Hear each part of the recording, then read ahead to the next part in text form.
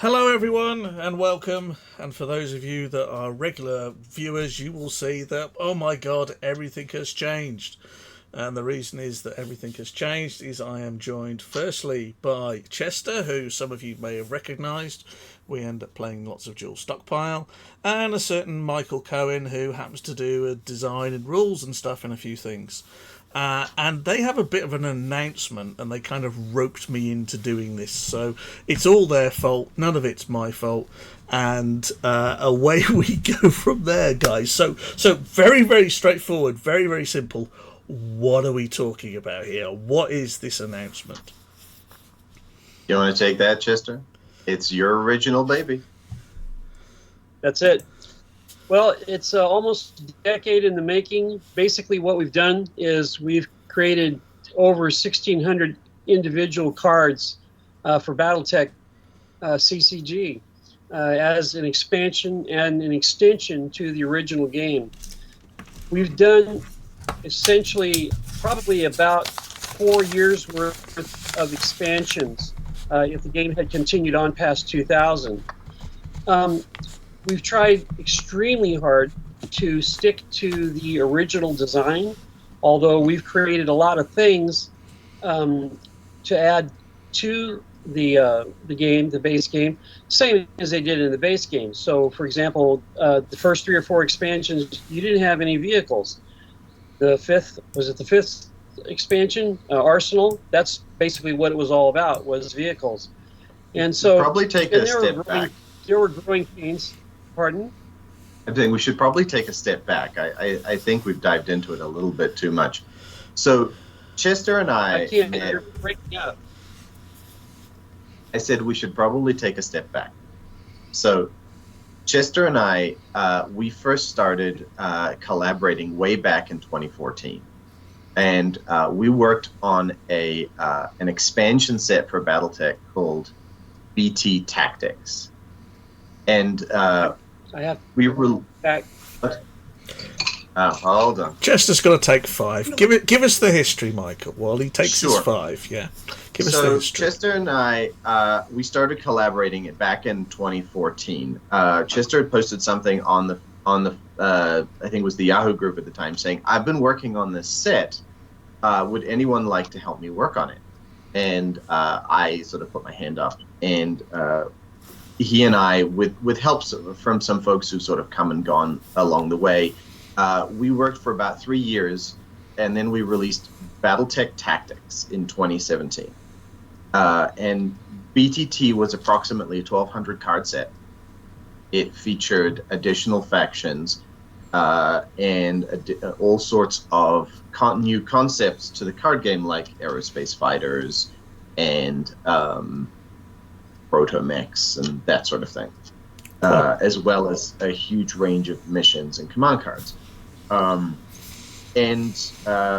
What happened with BTT1 is when we released it and we started playing it, using it, we reached a conclusion after a year or two that it hadn't worked quite right. The overall sense was our intention was that BTT should not serve as a significant advantage to players who had BTT cards over players who didn't have BTT cards. We wanted to expand the space of possibilities and also adjust the metagame on the fly. In the same sense. Reduce the dominance of swarm decks, increase the viability of big mechs, that sort of thing. And the intention was that the cards should not represent a large amount of power creep, right? We'd seen a lot of power creep with Crusade, and every fan expansion can have this sense of you can imagine that nasal nerd voice. I'm going to make a card that costs nothing and has 25 PPCs, and we didn't want that. We wanted something. Turn 1, I win. Turn one, I win. Right. We wanted something that represented an expansion of the range of possibilities in the game, while staying true to the cards that already existed as much as possible.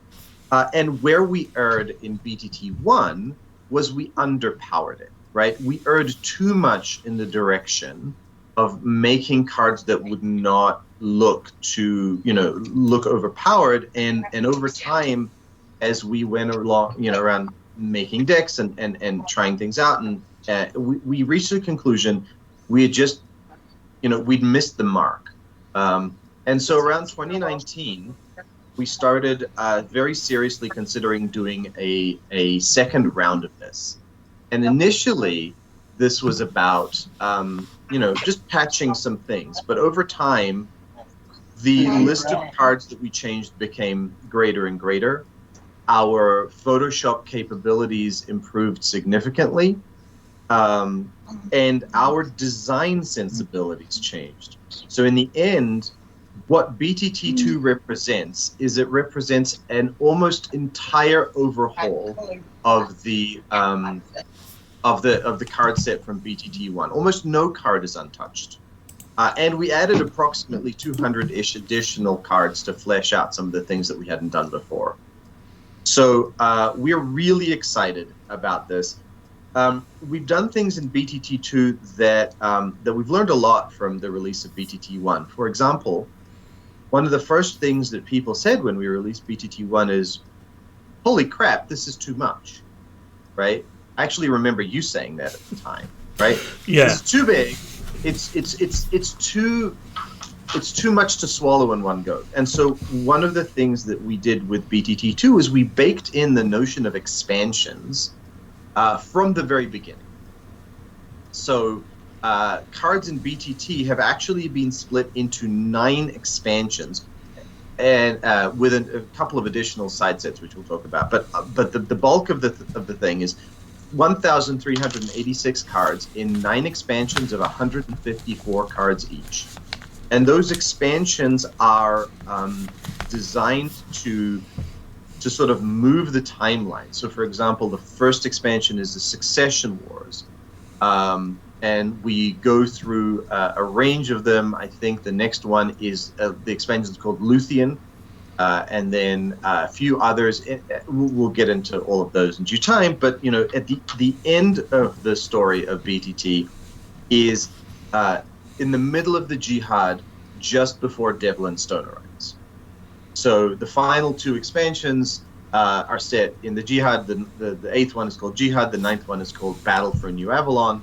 But the idea was that we took these cards and we've now explicitly lined them up into expansions, which are roughly balanced for card content. So, for example, there's roughly the same number of units in every expansion, roughly the same number of mission cards.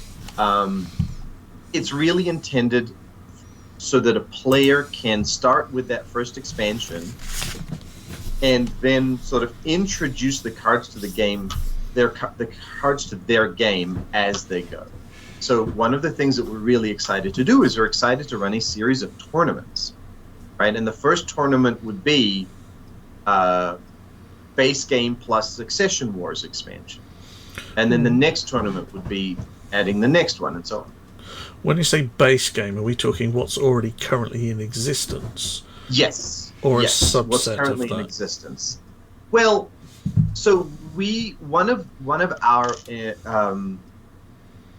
design principles that we wanted to enable people to play as much as possible with their original cards.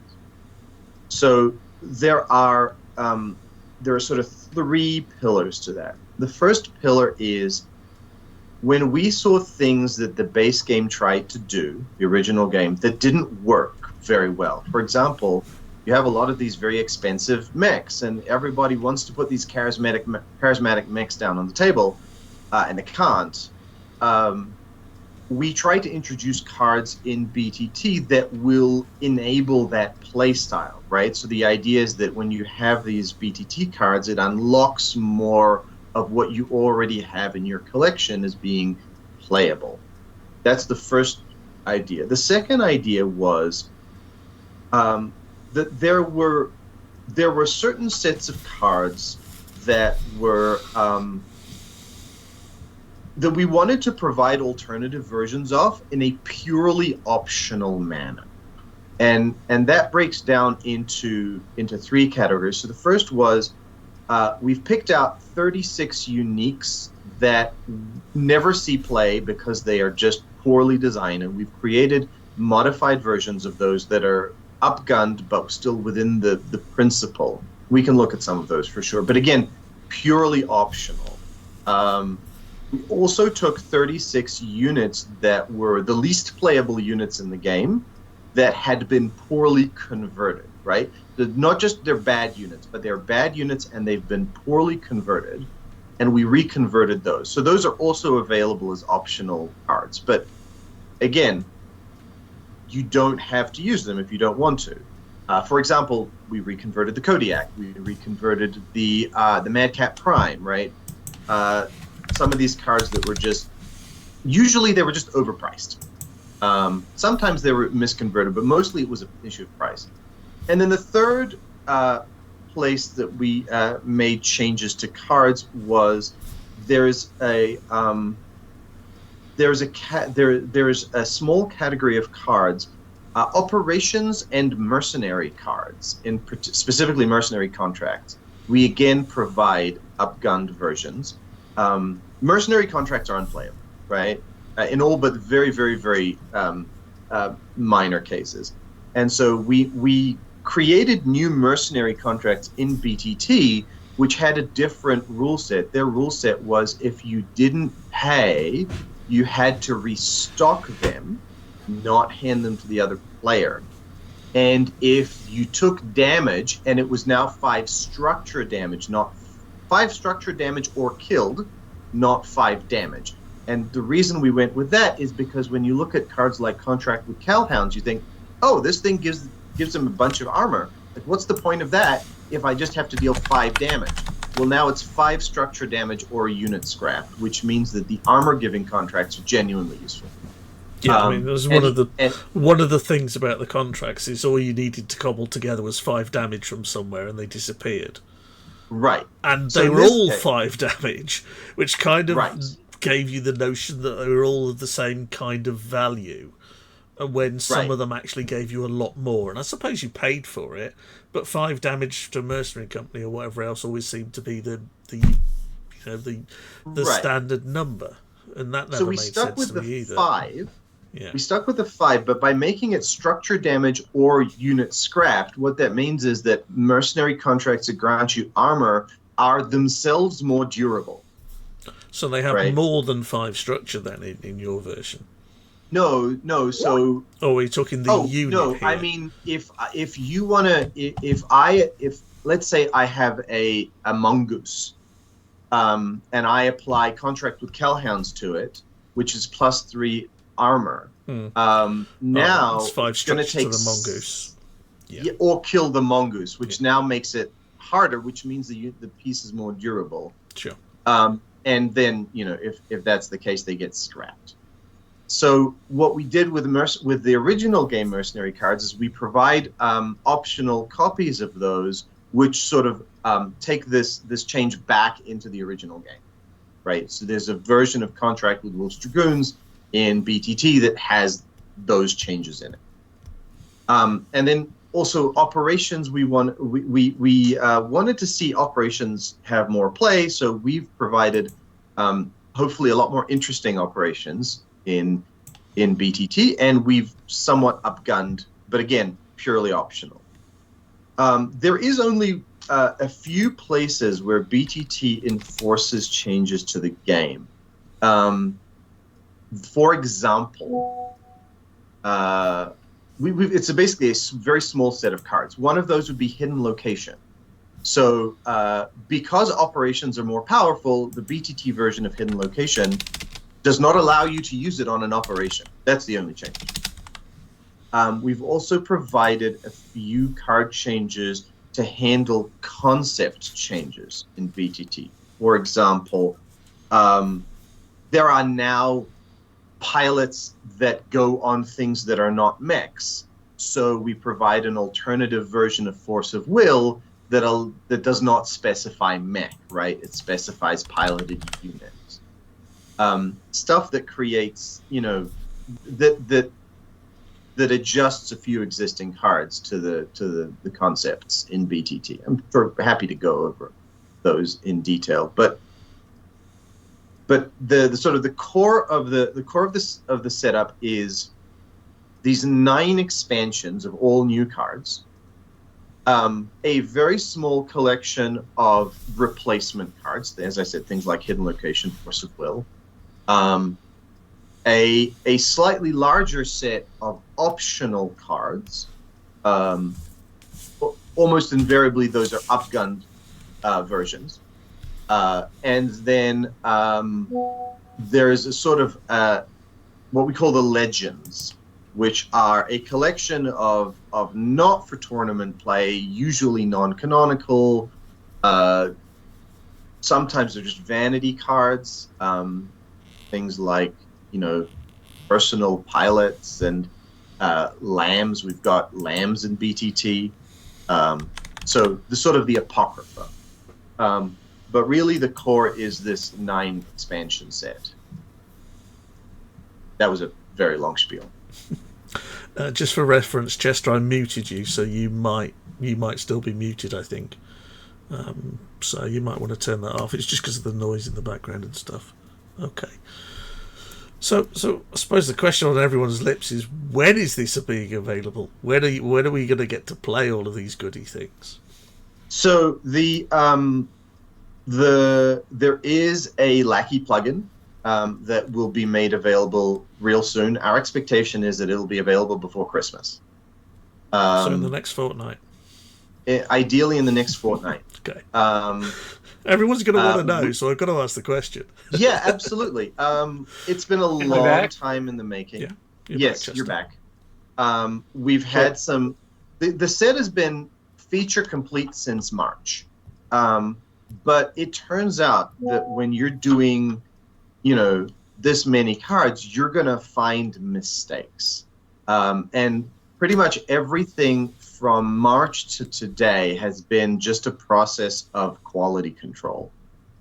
Just a week ago, Chester and I found errors in 3 cards. The card... Not a bad ratio. Not a bad... I mean... Yeah, we're that's down a lot. We've had to do tens of thousands of individual card passes over the last several years. One of the things that we were really focused on in BTT2 was the quality bar. So I'll give you an example of a bug we found just a week ago. There's a card called Replacement Column. And if you pull it up, what you'll see is that it doesn't make any sense at all, right? Because of a simple typo. See if I can find it. Scrap this card to nullify the effect of a vehicle scrapping roll. Use this ability immediately after the roll is made. Okay. Replacement... Oh, I'm sorry. Replacement Column? Yeah. Deploy you must be looking at an older version of it. Very probably. It's the version I've got. So that was the version at 02L, it's a 2/2 command card. Scrap replacement column to take all vehicles you own that were scrapped from play this turn and put them on top of your scrap heap. That was a typo. Should have been stockpile. Use this ability. Put them on your scrap. Yeah. Great. On top of your stockpile. Use this ability only during your end of turn phase. Deploy this card reveal to gain additional deployment. Silly stuff like that. We just, we've looked at the card dozens of times, and that never pops. It's amazing how many times you will see something and it won't pop. It's wood for the trees. It's like I talked to you earlier this week about contract with Blackthorns, and it says contract with the Blackthorns, not Blackthorns. So therefore, the CE, the Commander's Edition, and the normal version don't align when you search for them. And I bet thousands of people have looked at that, and no one's seen it up until this point. Right. So one of the things that we're doing we talked a lot about whether we would just update the BT Tactics plugin, but we decided against it. We're actually releasing a whole new plugin called BT Tactics 2, and one of the things that we're doing is taking the opportunity to make some breaks in the card files. For example, in the original plugins, all the Crusade cards have brackets CR on them, which is stupid. There's no need for that. No other card has, right? So we removed all of those. But the downside of that is the way decks files are generated in the plugin, they're keyed off of the card name. When you change the card name, the deck files won't load. So we were using the opportunity of this clean break and into a new plugin to make a lot of changes like that to get the wording right once and for all. And Contract with the Blackthorns is one of those fixes. Yeah, so that will affect the original cards as well. So it'll be a completely new update. And so, I mean, there are a number that I've put out, here and there across the last 6-9 months. It's probably 5 or 6 in the original game that need to tweak. So nice to see those included as well. Yep, absolutely. Okay. So you weren't tempted to go back in time and do some of the cards that everyone wants that nobody ever sees? Like, for example? Oh, I don't know. There's load. Aiden is the obvious Aiden's one. Aiden's here. He Fassa turned him down, and they had Pride instead. Well, we have Aiden. I'm particularly proud of our Aiden. I think you'll have the version of him. He hasn't changed in a while. 4/3T +2 attack +2 init. Opponent gets -2 init. And every time he jumps, it's a risky combat jump. That's what his jump does. It's just risky combat jump. It's a built-in mission card like most of the other pilots that. Yeah. There's a really rich vein of card design in take a pilot and build a mission card into that pilot. There's a lot of fun things you can do. Our version of Natasha Kerensky does that for Studied Move. We did a Captain Natasha Kerensky. Her special... Oh, she's got 2 specials. One is when you activate this card, you may search your stockpile for Natasha's Warhammer, show it, put it in your hand, then shuffle your stockpile. By the way, Natasha's Warhammer in BTT is not a standard Warhammer. We went with the canon rumor that her Warhammer has always been stuffed with Clan Tech, and designed a Warhammer that was stuffed with Clan Tech. 2 ER PPCs, 2 ER mediums. Why would you not? SRM6. Yeah, okay. Right. Well, the SSRM6 is a fun one because, Natasha's so good, all of her missiles always hit the target. Why is that? It's not because she's that good. It's actually because she's smuggled a streak system, and she's trying to pass it off as a regular. But her ability is scrap a card from your hand to take any mission card from your scrap heap and put it in your hand. Use this ability only during a battle. And that is a very powerful ability. But that's why she's expensive. And the other thing is she's naturally got 2 initiative to play that card that she's drawn anyway, which is really strong. Yes, no, this is a very strong card.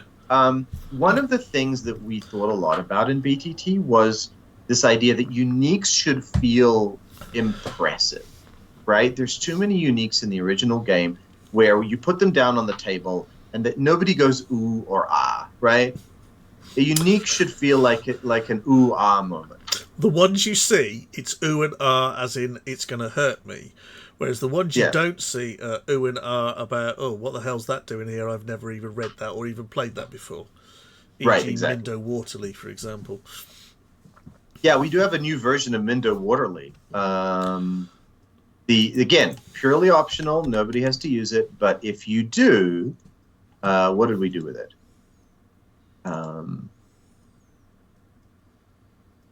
Mindo. Right, 1/4p. I think we made her cheaper.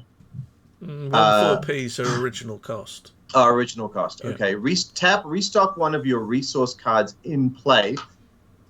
and choose an opponent, deplete all of their cards that provide any asset the restocked resource provided.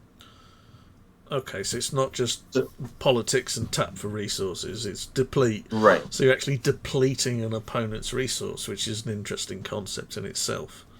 Well, the thing about a card like Mindo is that after a while, you stop being able to use her because your hand gets smaller, right?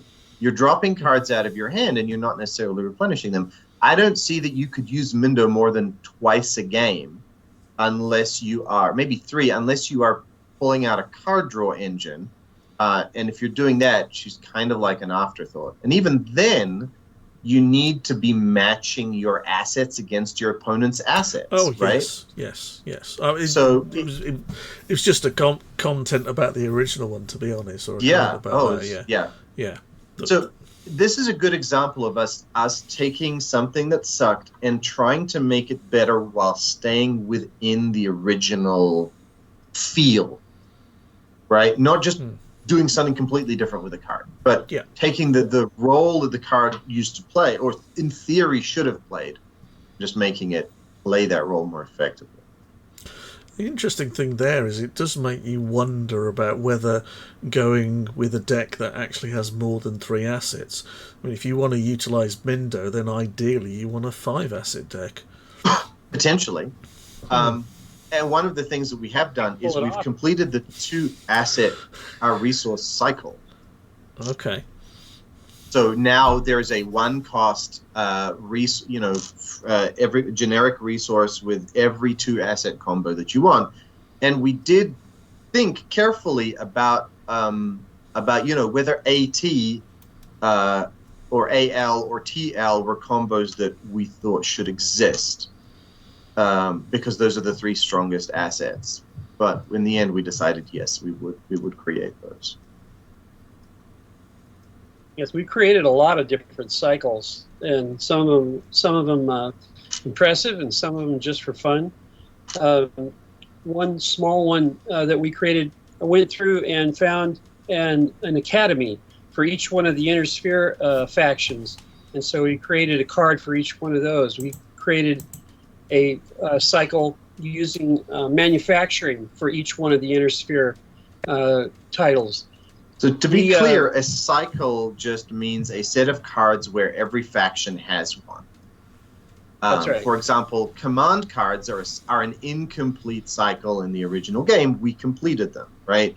Dual asset resources are an incomplete cycle in the original game, and we finished those too. What do you mean when you say the command card cycle? Sorry, high command cards. Oh, the high commands. Yeah. Okay. So now every faction has high commands. Yeah, fair enough. So in total, we have 20 different factions, 10 Inner Sphere and 10 clan. All of the clans that basically that come into the Inner Sphere, we've beefed them all up and spread them all out and tried to give each one a similar, in the sense that each one has a power structure.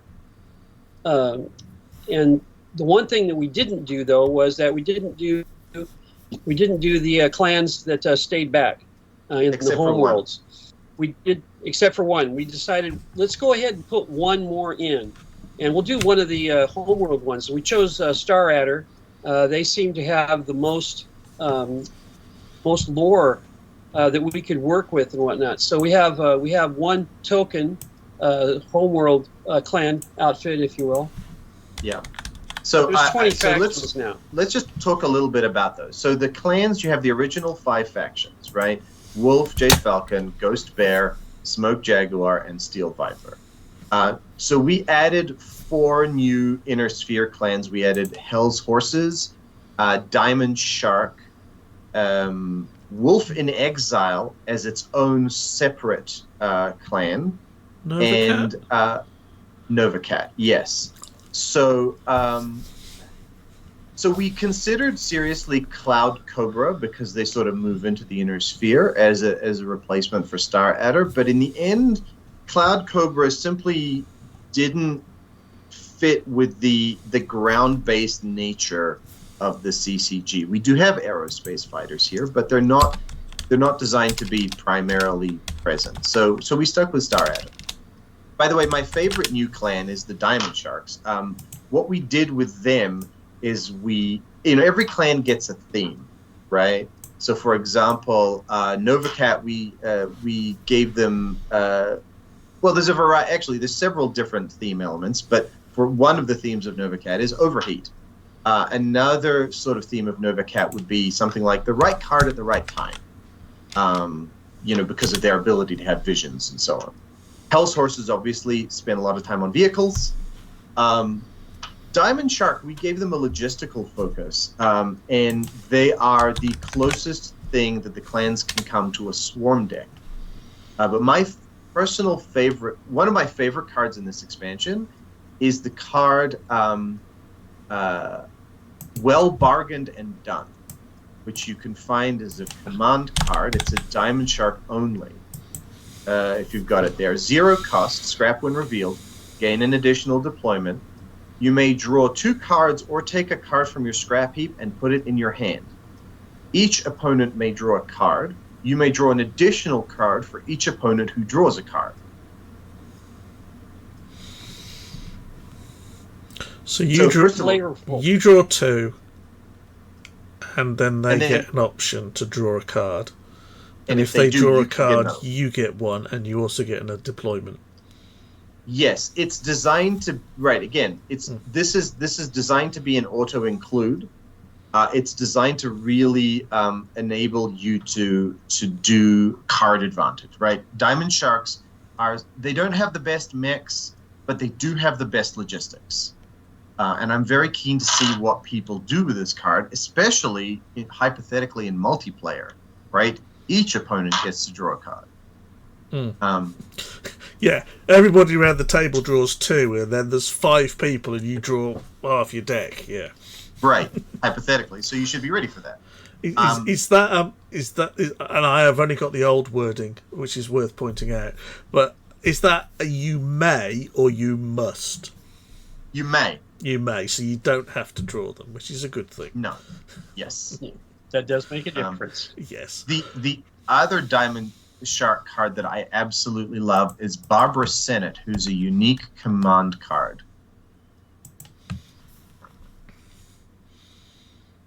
She is looking a bit like Shepard from Mass Effect in that suit, I must say. Top 2 cards of the opponent's stockpile, restock 1. Oh, no, I'm sorry. Again, you've got the old version. We're going to have to fix that before. Yeah. 2/2L 4/2. Yes. Tap, put a merchant counter on Barbara Sennett.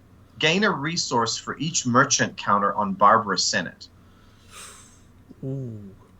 So she's like some of those really bad Comstar account booty cache type mechanisms. But she resource brokers that are fiddly to tap and untap.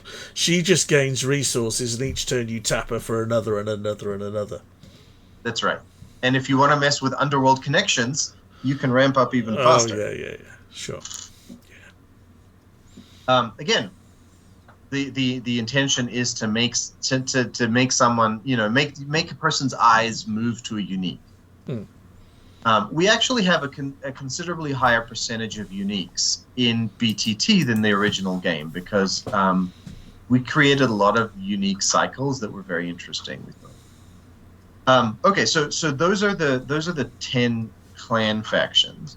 We've also got 10 inner sphere factions. There's already 8.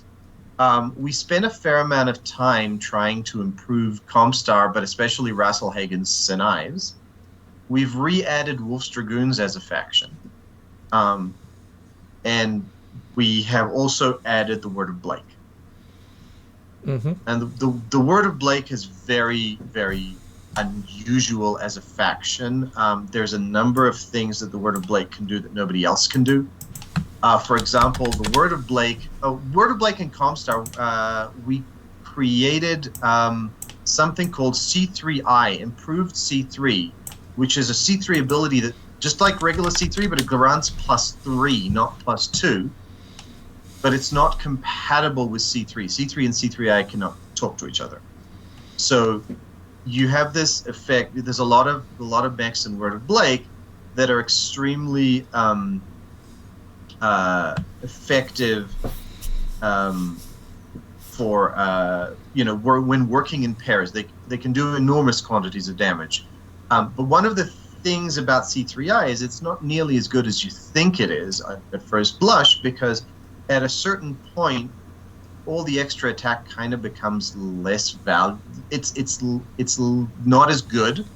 It's not like 50% better, because if you've got, let's say you've got two Owens, no, let's say two Malax. They have typically an attack of 3-ish. They're like fast mix with C3I. You've got two of those, and so one of them does 3 damage, and 2 of them do 12 damage. And that's a concentration of damage that can actually cause problems. The Word of Blake tends to suffer from having very expensive units. But I still think it will give people an interesting time. We also created the Master, one of my favorite uniques. It hasn't changed in a while. You probably have the same one. He's you don't have to untap him. Tap, choose a non-unique card your opponent controls, and gain control of it. You retain control of it as long as the Master remains tapped. Okay, so his ability is basically kind of bribed pilot permanently, but you cannot untap him. It stays, and yeah. obviously when he leaves play, it goes away. It goes away, yeah. Yeah, I mean, it's not just bribed pilot. It's commands as well. Mm. When he hits the table, he says, "Please kill me. If you don't, I'll destroy you." Mm. He's a 4/3 as well. Think of the Word of Blake. Mm-hmm. Yeah, think of the Word of Blake as the Inner Sphere answer to Steel Viper. When Steel Viper hit the road or hit the ground running in Crusade, all of a sudden they were just tearing everybody up, and nobody had as many answers as they wanted to. Word of Blake performs basically the same function, only from the Inner Sphere side. So if you're going to play against Steel Viper, or you're going to play against Word of Blake, you're in a fight, and you're going to have to do something pretty extraordinary. And that's okay. So, yeah, we did want Word of Blake to put the fear into people. In the context of the expansions, they don't really appear until the last 2. So from a tournament perspective, if we're doing like a tournament progression, they're not going to show up for a while. But, we are making all the cards available on day 1, so people can do whatever they want in that context. Okay. Pretty much. One thing that I don't know, I don't recall if you mentioned this, Michael, but the difference between BTT and BTT2 was time and experience, and a look back after we had them and played with them a lot. Mm-hmm. Is not dissimilar to what WotC did when they released Commander's Edition. If you have a Commander's Edition rule book, you'll find there's about 7 or 8 pages in the back there where said, "Oh, we need to make changes to all this 100 cards here out of the 600 that they had." So we found ourselves in pretty much the same position as you were talking about earlier, Michael, and it's made a difference, made a huge difference. Yeah. I myself, I have sitting around about 40 decks that I've made up that I've played at least 2 or 3 times with each one of them, with a couple of locals here, and I see the difference. And I've been able, between Michael and I, we've been able to pretty well get it balanced out as best we can, and we're very pleased with what has come out at the end. And I guarantee there will be a few things that just will turn out to be overpowered, right?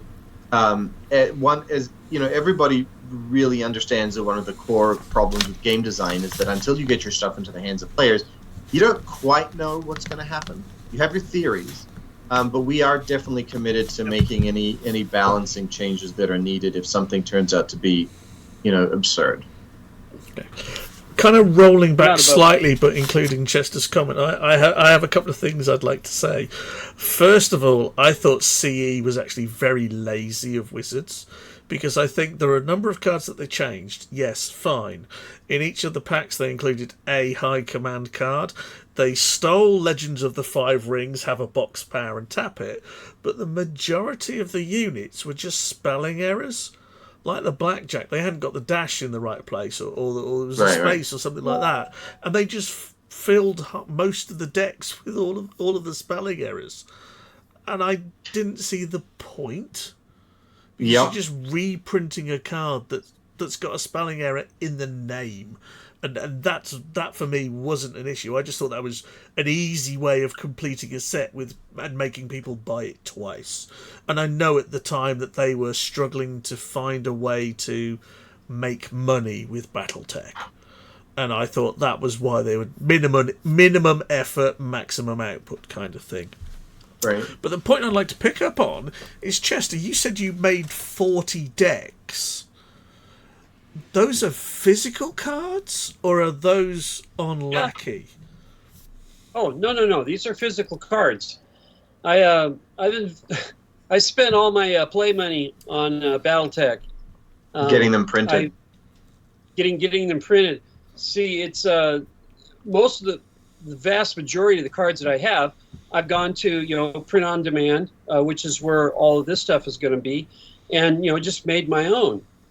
And when you do that, I don't have to go out and buy a box of random stuff. I don't have to buy a booster box and hope I get this, that, or the other thing. I create the artwork on my Photoshop here at home. I submit it to the print-on-demand guy, and I get exactly the cards that I want in the quantities that I want. That allows me to make. I have 3 Jade Falcon decks. I have 2 St. Ives decks. I have 3 different Hell's Horses decks. And I'm able to fiddle with these, play them against each other, and modify them, trash them, put something else in the box, and it's just it's what I do. I've been retired for about 12 years, so this has been my job. I still have a job. Yeah, he still has a job. Oh, no, I was going to say, as soon as you're retired, you're busier than working. So, sorry, Michael, you don't get as much sympathy. No, that's okay. I don't mind. I do. So I honestly, just clarifying that, Chester, you can say, right. So my experience with printing cards is generally you upload a set, and they will print you a copy of the set. That's normally stored, if you're lucky and someone's done all the images and all the bleeds and all the backs and everything, on that particular site. I've got experience with MB Print, for example, and then it's a ton of work. It's a ton of work. Yeah. But basically, what it means is you have a basic card, and you have a basic style for it. You get the base part down, and then you plug in all the little pieces. It becomes a process. Once you get after it, it's not that difficult. It's just time consuming. Sure, but it's worth the effort. But my point was, did you print one of everything, or did you say, I want 6 of these and 2 of those and 5 of those, and literally you could print the deck that you wanted? Or did you just have to blank print the whole lot? No, both. I printed one of everything, and I printed up. I need 12. I need 12 cicadas, but I only need 2. Mad Cats. So yeah, I specifically had them printed up in the quantities that I needed and that I wanted. It's not. It's what the print-on-demand people do. Sure. They don't care. Give them. What we'll be making the PNGs available. Sure. Okay. By the way. Because the other thing there is that it's cost per card as well. The cost is about 11 cents a card. Okay, so you could print your own deck effectively for under $10. Absolutely. Okay. Oh no, it comes out to less than $8. Sure, for a and 60 card deck. Then you've got delivery costs and whatever else, but sure, makes sense to do more decks and pay delivery once. Yeah. And we'd like to mention. Sorry. Hold on. I'd like to mention to everybody out there that our good friend Mark here, who's moderating all this stuff, He submitted eight what we call basic decks. So we have what we call the basic 8 decks, 8 different factions. I included a lot of alternate art for them to make them all snazzy and everything. They're $8 pop basically, and so you can get a 60 card deck playable out of the box. We also include 12 different BTT 2 cards to go along with it, because the basic 8 deck is all from the original set, and we include an extra 12 what we call bonus cards. If you can add those in to make a dual stockpile deck if you add them in, or you can just go slide them in and take some others out to fiddle around and put in alternate cards in your standard basic 8 deck. So we've got you plugged in, any way you want to go. You get all the different cards. You can get a complete deck, playable out of the box. There you go. Cool. I was just doing a quick bit of math, so you could print every card and probably have it delivered for under $200 by the sounds of it. Something like that, yeah. Something like that. That's fair enough. Yep. Something like that. Yeah. Or you could spend $200 on a box of Counter-Strike and get maybe 10 or 15 cards you don't have for the same price. And fewer cards that you can play with. Yeah, and one superior nav if you're lucky. Yeah. Yeah. Well, and the bottom line is, for Michael and I, and the other folks who have stepped in and helped us with, the bottom line is we're not getting anything out of this. We've been very, very careful about making sure that there's absolutely no way that a penny comes to us in any way, shape, or form. If you go to the printer and make up your own cards for your own game, and say, I need 60 of these cards here, you're going to pay $8 for the same thing. You're basically paying the printer the same thing as if you had submitted the artwork yourself. And you can. We're just putting the artwork of it. We're just putting the cards on the. Compiled it together in groups that make sense. Sure. I mean, the other thing with printers is that sometimes if you bulk order numbers that are the same, so 5 copies of a set, or 10 copies of a set, sure, or 50 copies of a card, then the price comes down because it's easier for them. Their setup costs are not repeated, so to speak. The printer that we've used is more flat. They don't give you discounts for larger orders. Okay. It's just a flat, basically 11 cents a card. And so whether you're using our artwork in the groups that we put it together, or you're using your own artwork, the price is the same. They're just charging you for the printing, and that's how it works. Yes, we just did include the small child in that image. Wow, my 7-year-old. There you go. Bonus, no charge. Nothing like small people, as Chester says. Sure. We love. Should we talk some design? Yeah, go for it. Okay, let's see. So, one of sort of the core principles of the way that we think about design is that we try to be additive, right? As much as possible, we try to if we want to alter balance, we try to do it by adding things, not by removing things or changing them. So, for example, a couple of the problems with assets is that munitions and politics were considerably weaker than assembly tactics and logistics, right? I think it's a fair comment, yes. Yeah, so we tried to beef up these assets in a couple of ways. So the first way was for politics, primarily we did it by making uniques that were interesting and having those things gated by politics. But also, the way we think of politics is politics should be functionally a discount. So we created a lot of cards where if you didn't have the good cards, that if you didn't have politics, you could play them and they would be balanced with paying the asset buyout of politics. But if you if you did have politics, they would be cheaper, right? So the assumption was that people wouldn't have politics and that they'd be reasonable value for money, but if you do, then they're very good value for money. See if I can think of an example. My original example might be to look at something like Inside Job. If you're paying politics, it costs you nothing for a free hit, effectively. But if you're not, it's going to cost you 6, which could still be reasonable value for a free hit on the stockpile. Very, very rarely it could be, but the way that we would have balanced a card like Inside Job with this particular principle would be something like 2p, right? So or yeah, the idea being the card is that we expect you not to have politics, and that the card is reasonable. There are certain circumstances where we do expect you to have politics, and the politics buyouts are large, right? Subterfuges are a good example of that.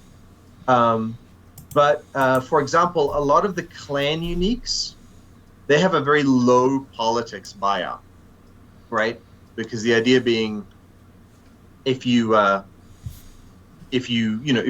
the clans should not be forced into politics to play their uniques in almost every situation.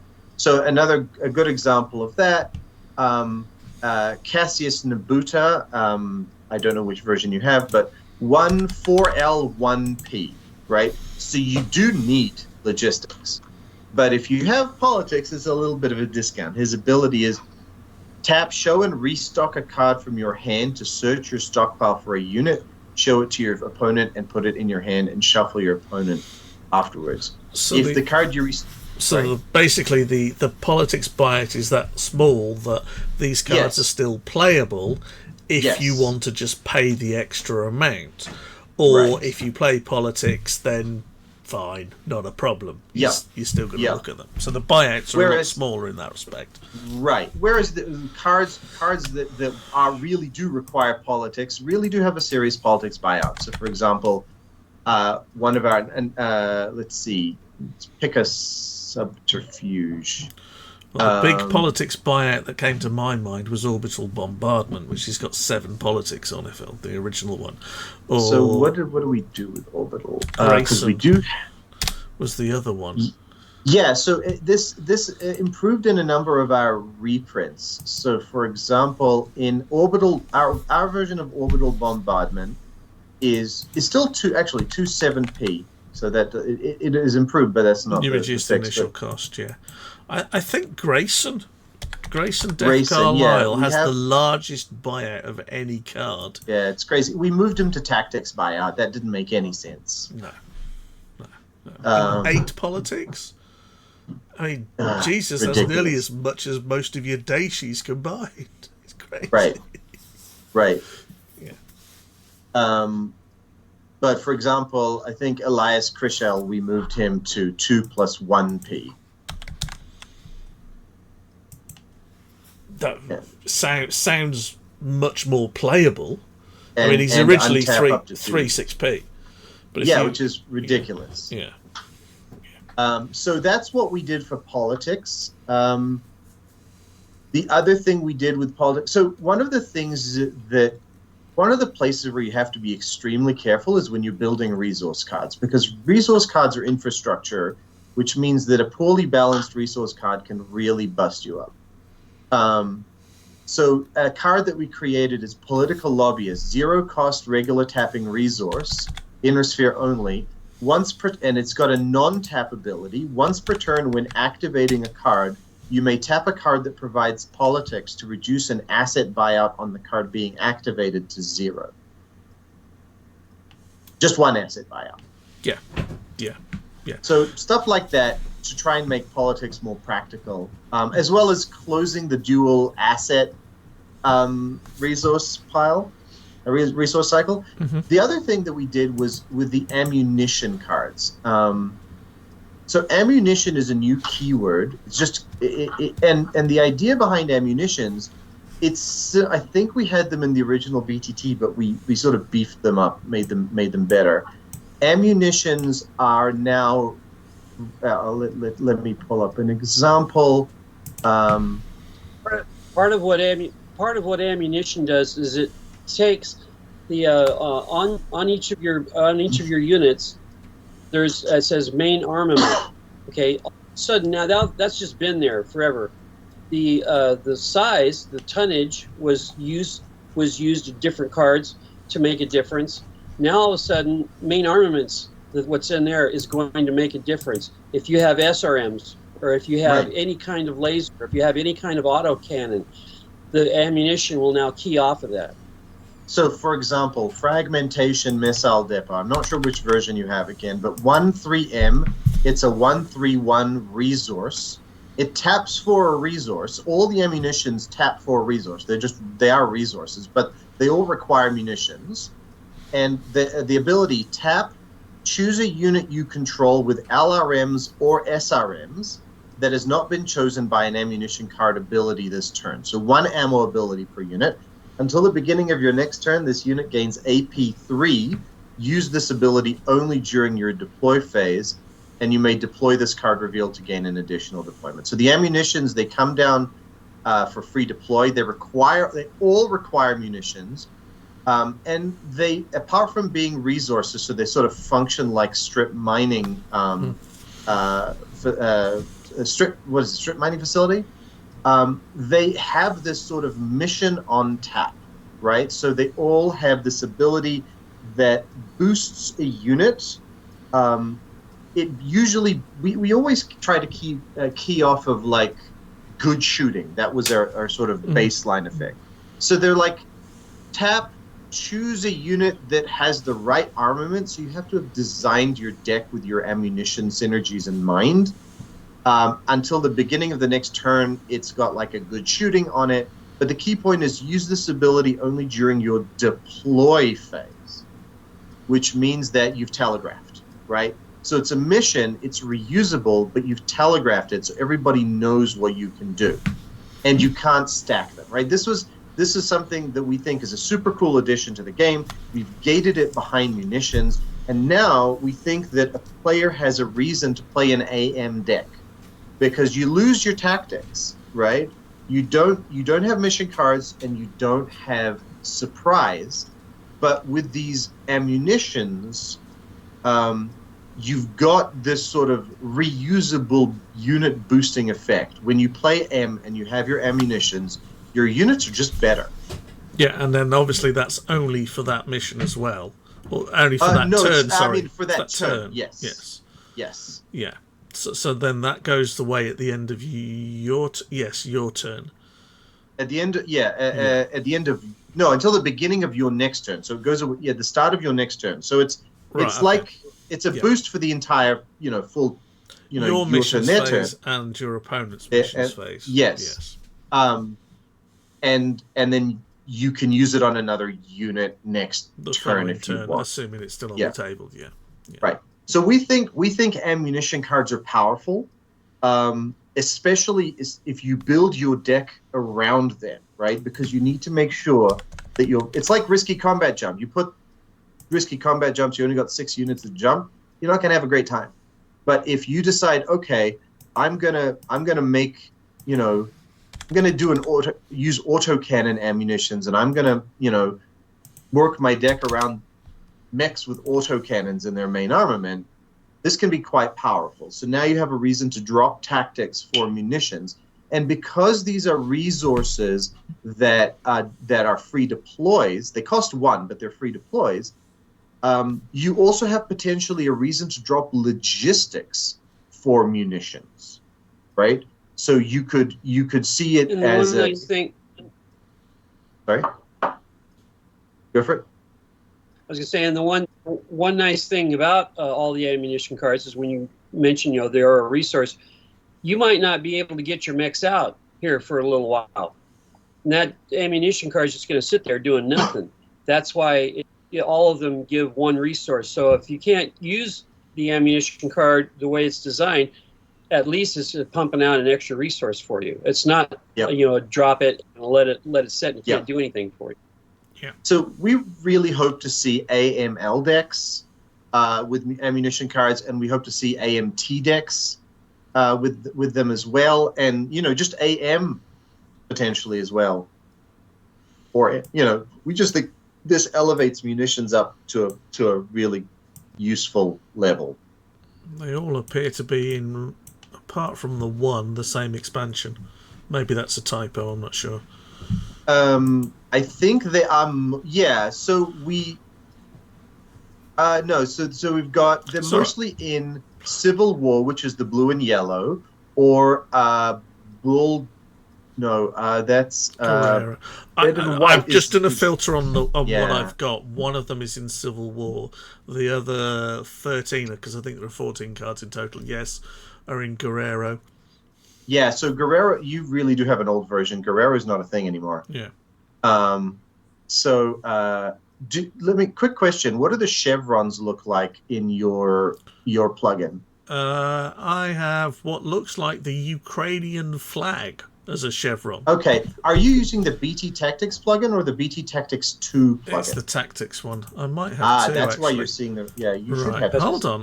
Let's have a look then. So if I go keyword... Yes, so they now... I'm looking at the right version, so they look like they're split between Bulldog and Civil War, although there only appear to Red be and white is 13 of them. Lucian. So maybe there's one... I think one of them just got moved to the resources section. There is also, they come with a fetch resource.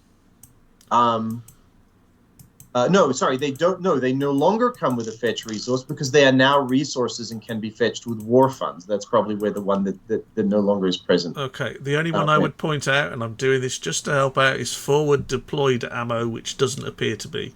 Maybe that's changed. Which is that's the old version. Yeah. That's the one. That's the one ammunition that doesn't key off of. That's just helping out your Alpha Strikers. Okay. Right. Pay any amount of resources for each resource. Choose a unit you control that has not been chosen by an ammunition card ability this turn. Until the beginning of your next turn, using Alpha Strike does not deplete those units. Yeah. Fair enough. Kind of like a better version of Ammo Truck. Yeah. Again, a lot of the stuff that we're doing here is trying to unlock abilities that were underused by creating synergies. Mm-hmm. So assets is one part of that. We do a lot of stuff also with trying to make some changes in the meta. So a good place to look at this point would be the resource units. They're in command. They're in resource. They're RU dash or resource unit dash something. There's 6 of them, and they come in 2 sets. So one set, the Kappa, Lambda, and Theta, they're built around something like advanced mech technicians, but even bigger. Right, so for example, resource unit Lambda, 1AL, tap, activate one of your units under construction with a base cost of 13 or more that is within 6 resources of being fully constructed. Yeah, I'm struggling to find them. So just look up resource space unit. I think that should do it. Yeah, if I... No,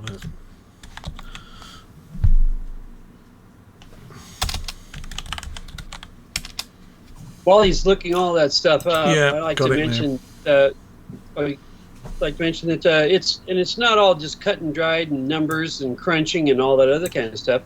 We have some fun with what we're doing in here. As you look at the cards, don't pass by the little flavor text line on the bottom of the card.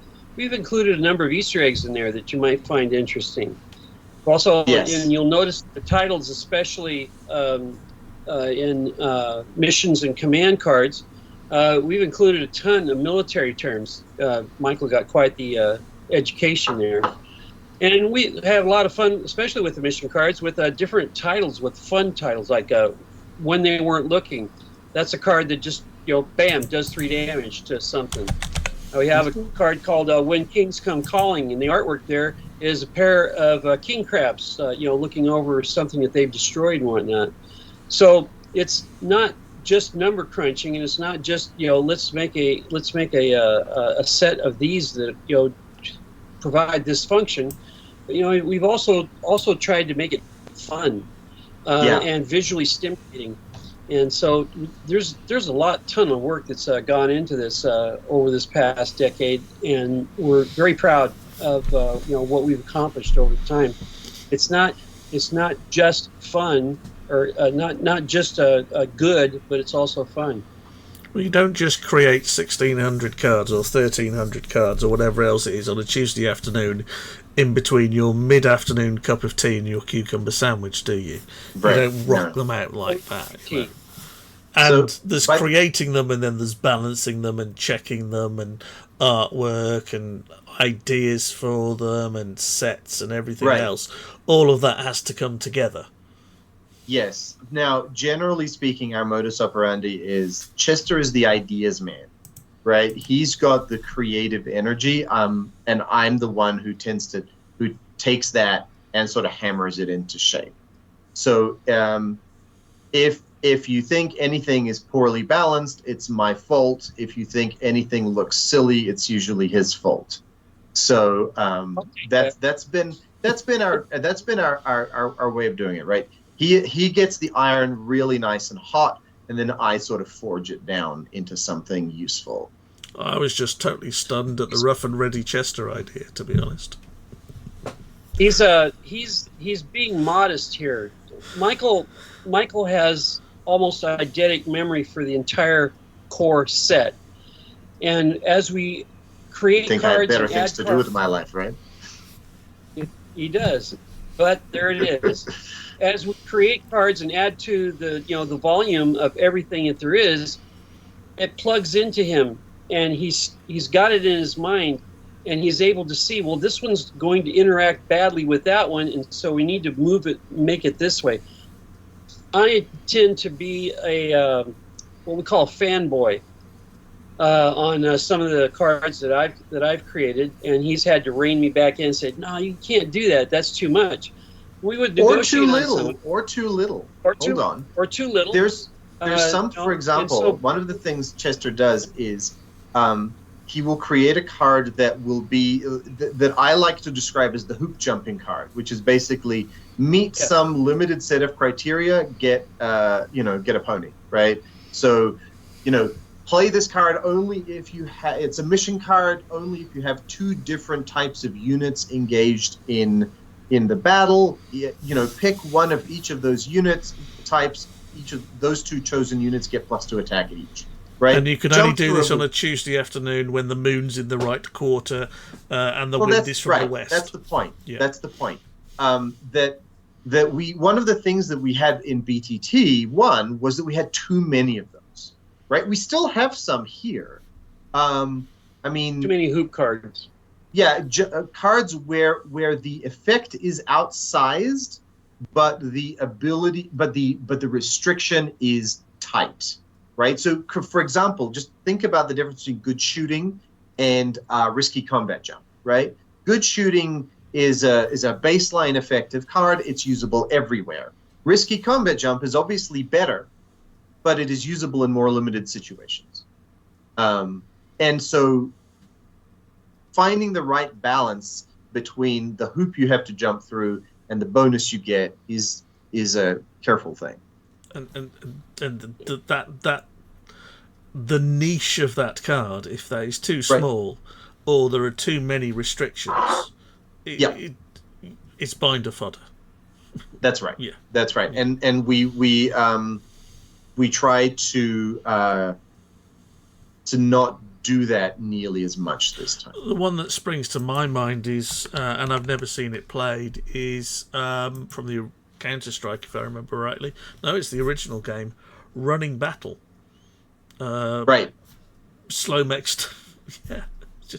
It's right. It's too restrictive, and the bonus is too weak. So we do have some cards that are fairly restrictive, but the bonuses are typically quite outsized, right?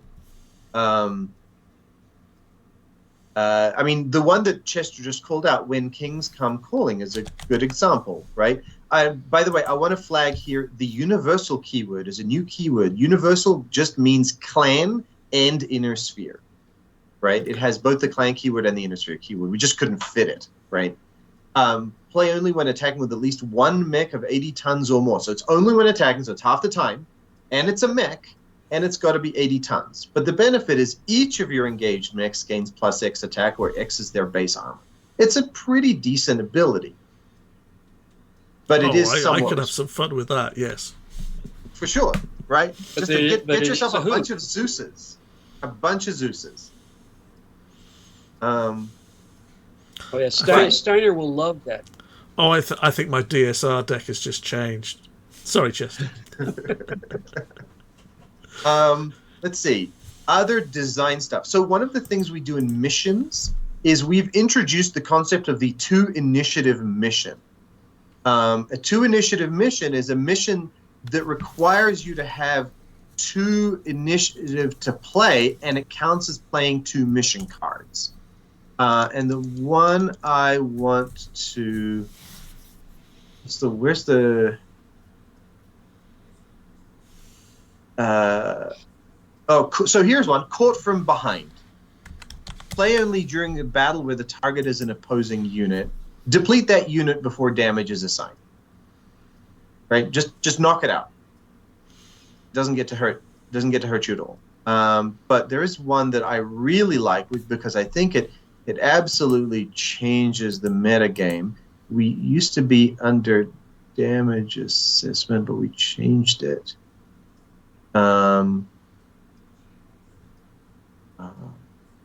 It was something like untap this unit at the end of the mission. That's it. Untap the unit at the end of the mission. But you needed 2 initiative to play it. So the reason we went this way is because we wanted to see more powerful and interesting missions, but missions are so restricted by the just the fact of how they get put into play. We also did add a few additional missions that can only be played if you have certain assets in play. So if you pull up infantry reinforcement, right? Infantry reinforcement is designed to work with the other St. Ives mission, which is the one that's in the base game, where you deplete all attacking units. Dropship intercept. Right? So it's play only when attacked if you control no blocking units and have logistics in play. So you're not blocking. You have to have logistics. Plus 1 initiative so you can play dropship intercept. Mm-hmm. And then deplete a resource for each attacking unit. All attacking units deal no damage. So if you can lure them into making a large attack, you can combine infantry reinforcement and dropship intercept to deplete a large swath of their dudes. Sounds like a janky combo deck coming up. It is a janky combo deck, that's right. But you have to make that attack work. I think you need It's a Trap for it or something like that. Mm-hmm. Possibly. But here's the wonderful thing about making a little janky deck like that. BattleTech, like any other CCG, has different players who have different play styles and who enjoy doing different things with their cards. We've tried to provide enough different types of cards that do different things so that it will appeal to every kind of player. Yep. That's not easy to do. It's not for sure. See, another fun thing we did with missions is we've included a lot more missions that allow you to foil an attack when you do not have blockers. Sometimes that is in the way I just described with infantry reinforcement. Sometimes it is by creating a mission that literally brings a unit into play, blocking the attack. Usually that unit has to be thrown out at the end of the battle, but when you're playing in a BTT meta, just because there are no untapped blockers does not mean you should be complacent. Because there are various things you can do with these mission cards. Looking forward to seeing what people do with them. See how much they can break them. Right, absolutely.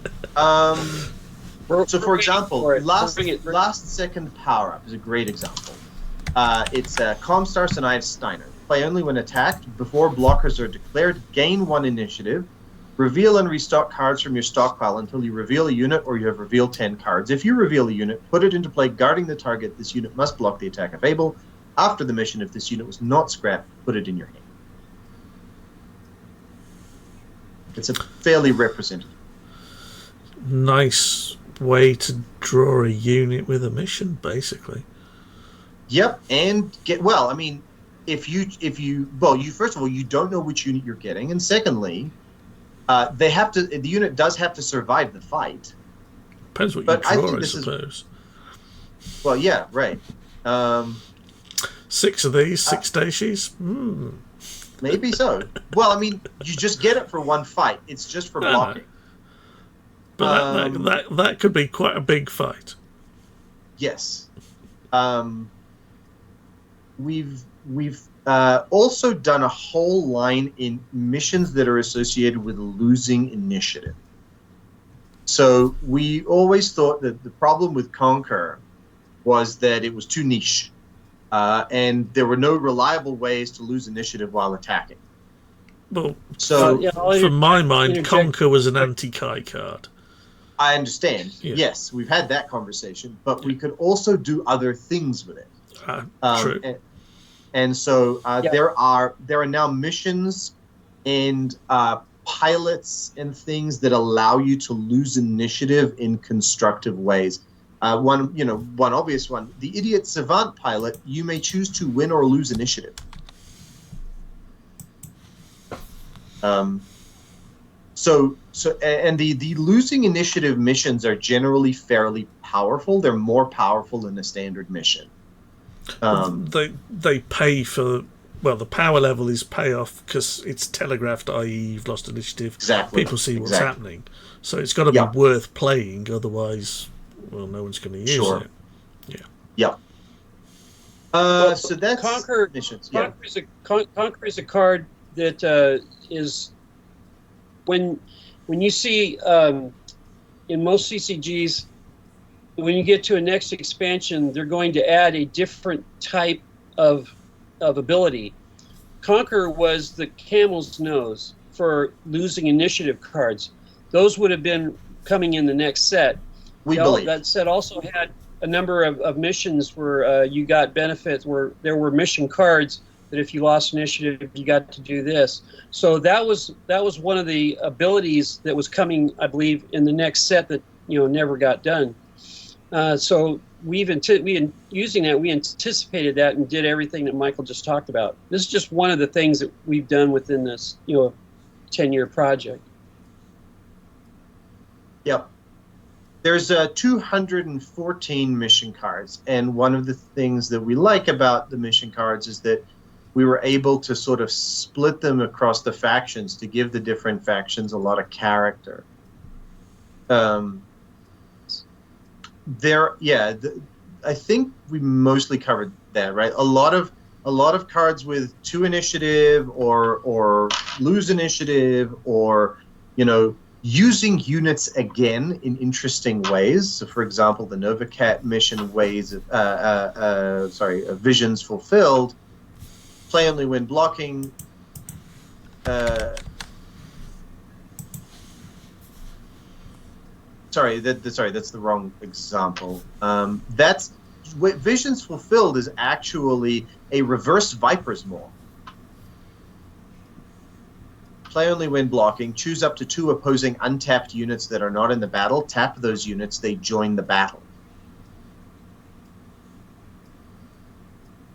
Force you to attack with something. Yes. Sorry, I was just reading it and getting it right. Yeah. We tried to give the missions that we thought were more powerful fewer factions. Right? So the idea being that you distribute the powerful missions amongst the factions and try to make them individualized. So I think, for example, Novacat will absolutely love this guy, right? It'll make anyone sort of a little wary of attacking them because you can create a fight of your own taste. Yes. Yes. Okay. Any more thoughts about missions? Maybe we should move on to something else. I'm quite happy. I'm just here letting you talk and ask the questions. You're doing all the explanation. Do you think we've covered it, etc., etc.? I think we've covered missions. Let's talk about units for a bit. Everybody loves a bit of heavy metal. So the first thing that we did was we reworked the aerospace fighters. Aerospace fighters turned out to not be as effective in the original BTT as we'd hoped. The aerospace fighters are in and of themselves a sort of a gamble, in the sense that you can pick any one of them. The ability itself, the keyword itself, is going to be fairly controversial. So the first thing you need to know about aerospace fighters, you can't attack them, right? We've modeled that as being they base out of airfields sufficiently behind enemy lines that they can never be caught with their pants down. And when or in orbit. Or in orbit, that's the other alternative. And when they attack, they can only be blocked by guarding units or aero fighters or VTOLs. Makes sense. They can block non-aero fighters regardless of speed. So they're essentially super attackers and super blockers.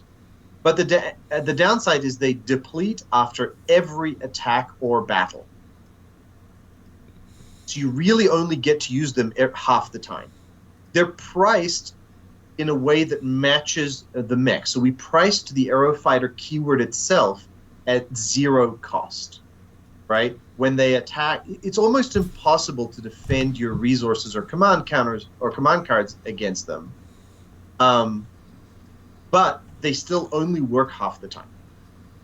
And there are cards that will allow you to make them work more often. For example, there's an operation which, if it succeeds, your aero fighters no longer deplete after every attack or battle.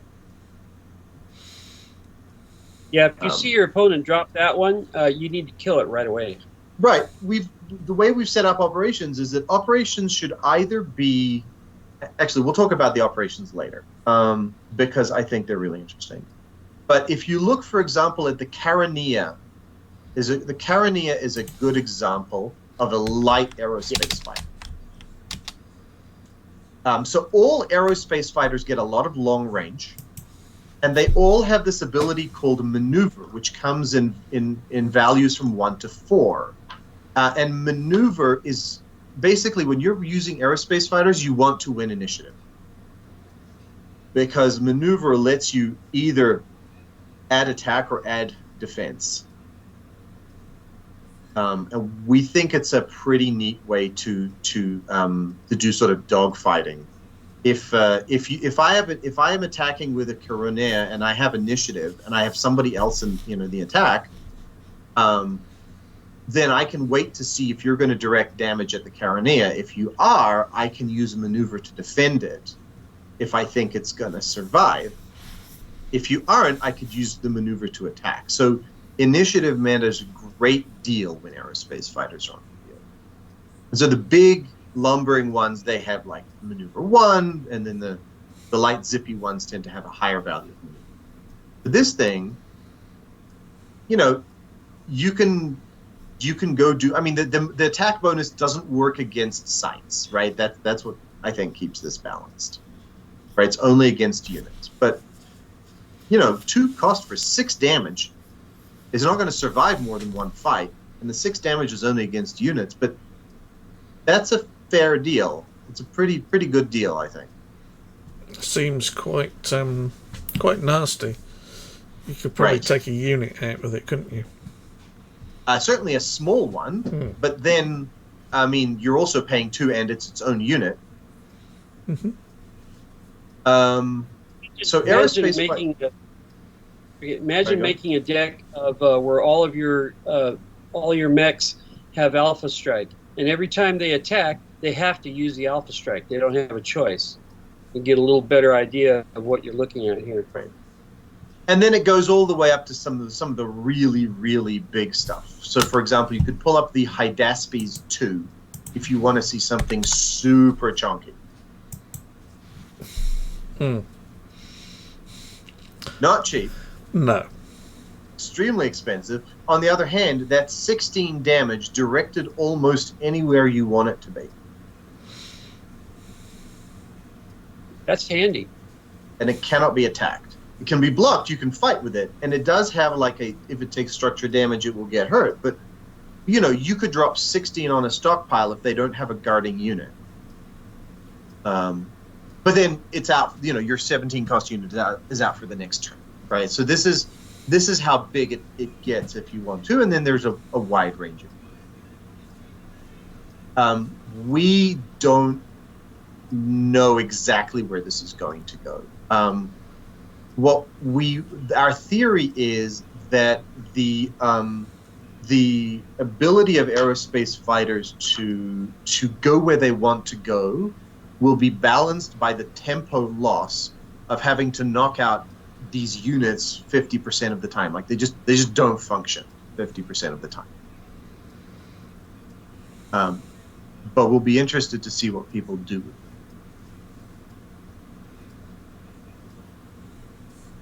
And they work like regular vehicles as well. They take a certain number of damage.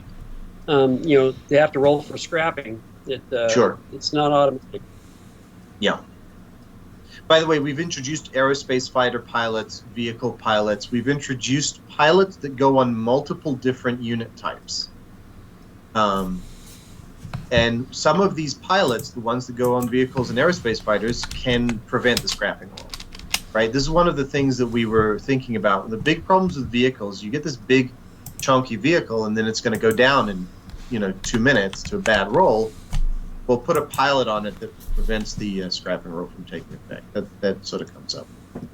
Another new type of unit we created was the proto-mech. Again, this was in BTT1, but we moved on, changed it up. And the proto-mech, I think the best proto-mech that I like to talk about is the Minotaur. I think the Minotaur is quite fun. So the proto-mech ability is basically defense. You just can't hit them half the time. I think it's kind of fun to roll saving throw dice. This is a niche concept, but we think it's an interesting proto-mech's one. And then for a niche unit. Yep, and then there's a few additional cards that support them. There's like a mission that supports them, and a pilot that supports them, and a few other bits and pieces. Let's talk about mechs, but let's talk about some of the new things mechs can do.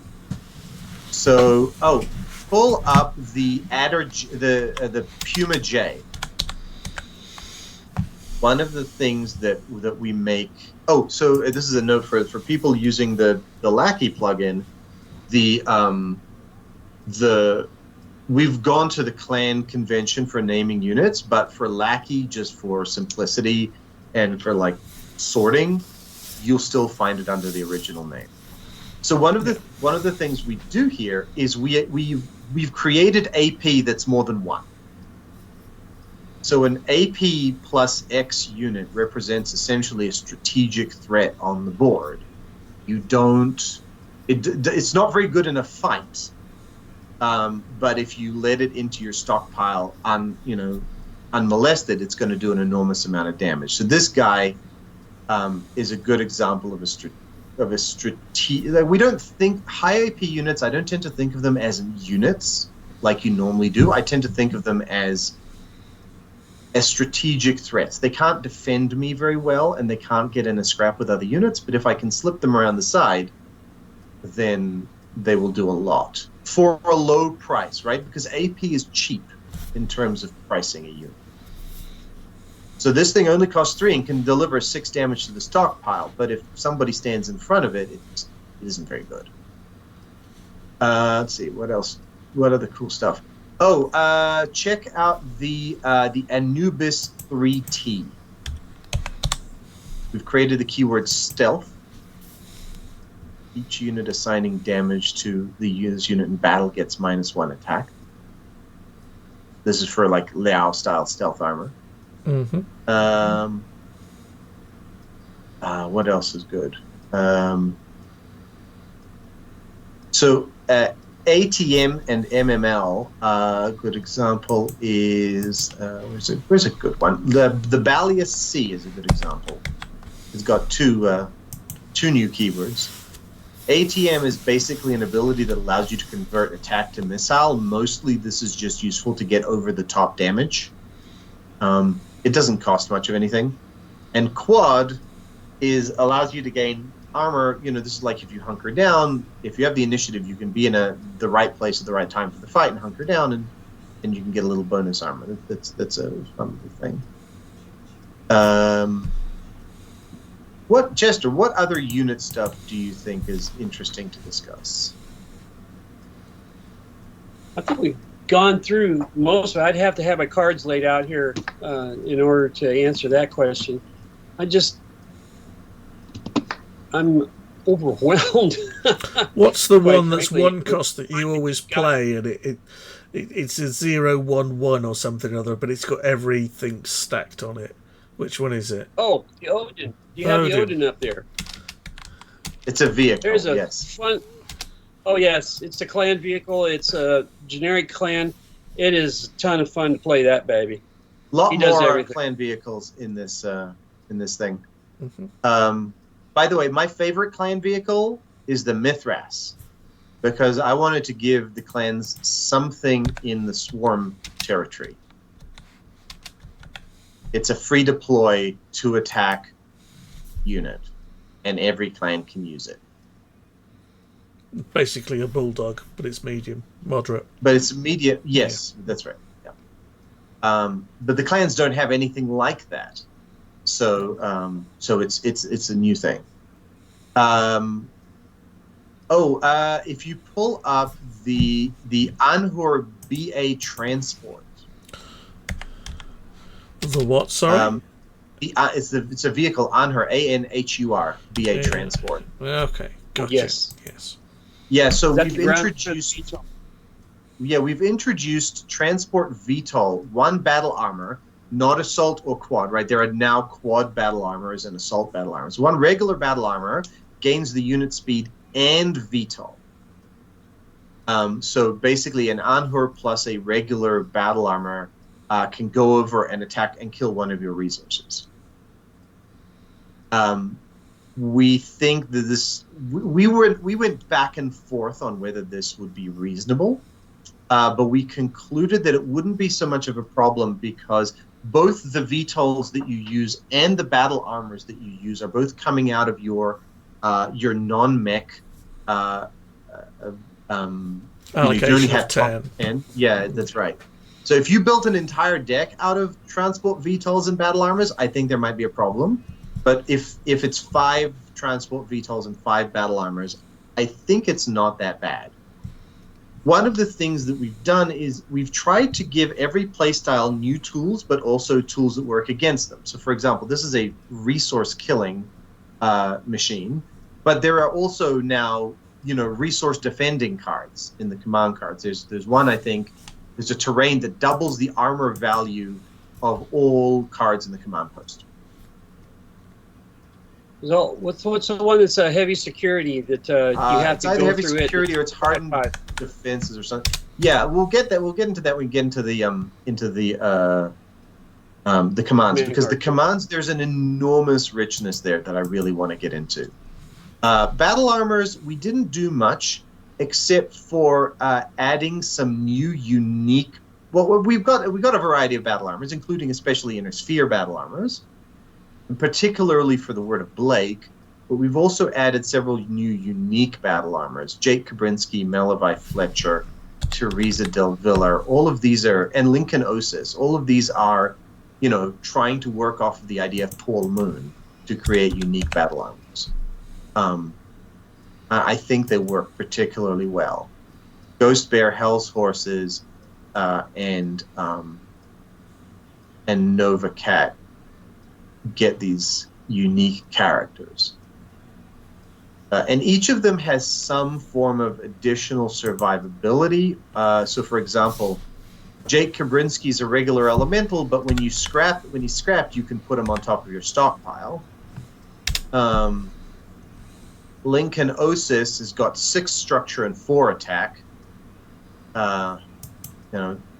Malavite Fletcher also 6 structure and 4 attack, and then Santon West, you can add him or remove him. I quite like Santon West, Santin. He's a regular battle armor, but his special ability is tap, add Santon West to the mission, and a second ability, untap Santon West and remove him from the battle. Use this ability only during a battle involving him. Right? So he can jump in and jump out of fights. And this is all about the Novacat theme of like the right thing at the right time. It's kind of cute. There's a lot of fun stuff there.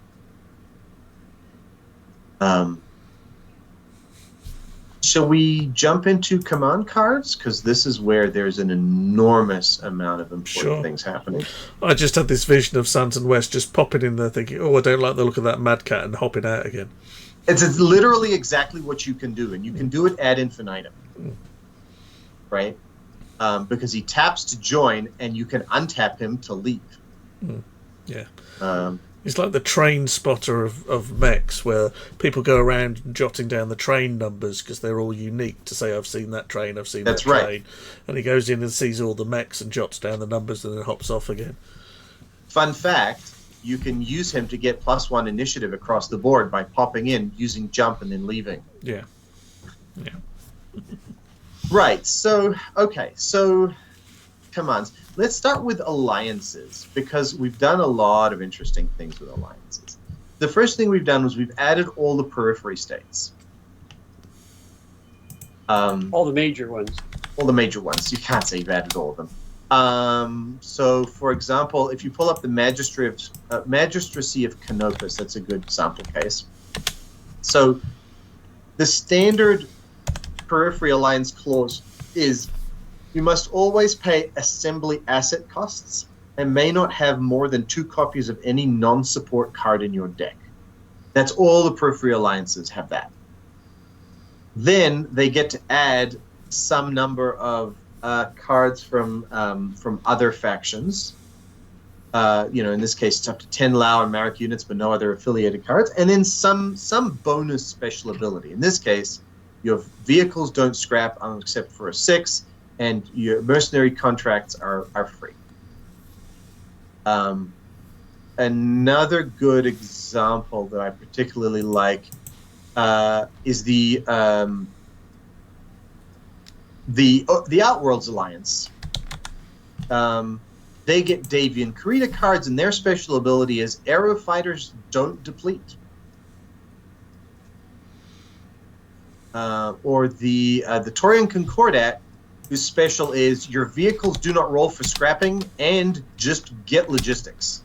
The alliance itself provides logistics. So a lot of fun that you can have with the peripheries. And we also created a number of other alliances. We created the Ghost Bear Dominion, which is like the clan answer to the Ark Royal Defense Cordon. Grabs Rasselhagen unaffiliated Inner Sphere and pulls them into Ghost Bear. And all sorts of other thematic stuff. I want to show the Mercenary Accord. The Mercenary Accord is one of the things that we did to try and make mercenary cards work better. So this is a tricky one. All your non-unique, non-Wolf's Dragoons cards lose their affiliations and gain the restricted keyword. So the restricted keyword is just like unique, but if I have one, you can still have it. All your mercenary cards cost 1 resource less to activate, and if a contract you control would restock due to damage dealt to that unit, you may deplete that contract instead. So this is one we think people will have a lot of fun with. Any thoughts on alliances? Just going back to you must pay assembly buyouts. Yes, so don't put any assembly cards in your deck. So let's clarify that. If a mech is, let's just say it's a Fenris Prime, it's 3 1A 1M 1T. Yep. You have to pay the A regardless of whether you've got A on the table. That's right. Yes. Or not, and therefore you must always pay it. Obviously, if you are not playing with assembly, your mech doesn't require assembly. You're just paying the normal cost for that. Right. And the idea here is that the periphery lacks the ability to do advanced manufacturing. Mm-hmm. So basically, effectively, what this is telling you is you can't play A cards. Yeah. Well, not unless you want to pay for them. It better be good. Yeah. Yeah.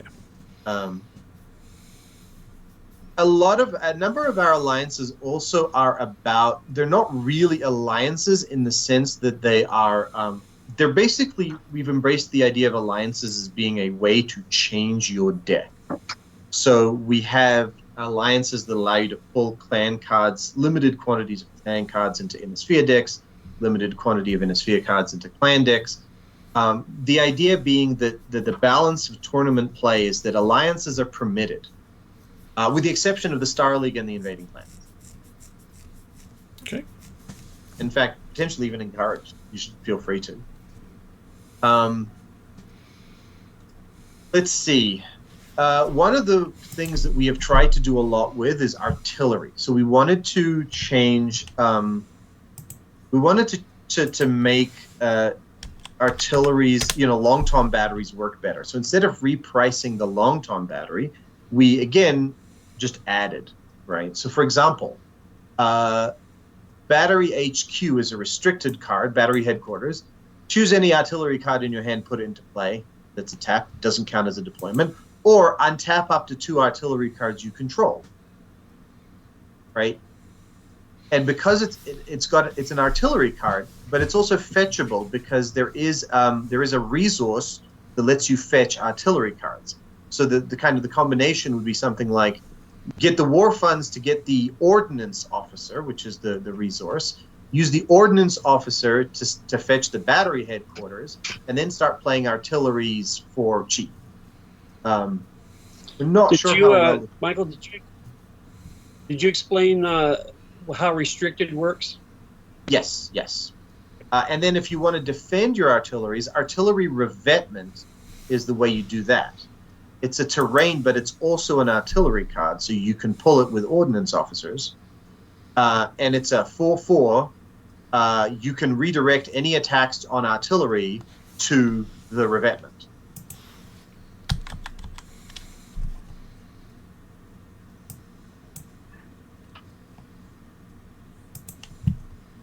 So we're not sure where the artillery deck goes, but we think it'll be interesting. You could always add in a pillbox. Right, pillbox. Enhancement. Pillbox. Pillbox works on a site, and the artillery revetment is a site. +5 armor, +2. You put a pillbox on an artillery revetment, and now they would need to get through 13 to get at your artillery cards. Yes, I know that's a large card combo, right? That's a lot of cards. But if you're going to build an artillery deck, it's probably going to be an auto include. If not the pillbox, at least the artillery revetment. Because, pillbox isn't fetchable, but the ordnance officers, which is the resource, is really very key to the whole business. Yeah. And ordnance officers is not an artillery card, so it can be attacked, and it is arrow 4 fodder. So, that's where you put your pillbox, as you say. Right, but that gives it armor, but not structure. Oh, it's all right. Okay. Yeah, still, it's a resource. One of the rules we followed is that any resource that fetches cards should have 1 armor, 1 structure, right? 1 structure. Let's see. Let's talk about operations for a second. So we sort of class operations into 2 categories: weak and strong. And the idea is that a weak operation should not have a massive effect on the game, but should also not damage your tempo to play. And what's a good example? is Elite Salvage Group. And so the weak operations, they all come with free deploy. And then the effect is, it's not great, but it's nice. Nice to have, right? And then the powerful operations, those are operations that are designed to drastically affect the game if they get through, and your opponent really should be attacking them. And a good example,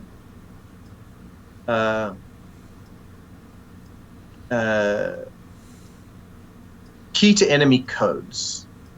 It does not come with a free deploy, but its effect is strong. Once during your R&R phase, you can choose a unit the opponent controls and tap it, and once during each mission's phase, you may end a battle involving your units and that opponent's units immediately after blockers are declared. So no missions. Right. It's just that's it. No missions. Yeah, that's it. Do no any missions, damage. that's it. Thank you very much. No damage. Oh, it's just end of mission. Nothing happens. It ends the battle. Ends. Okay.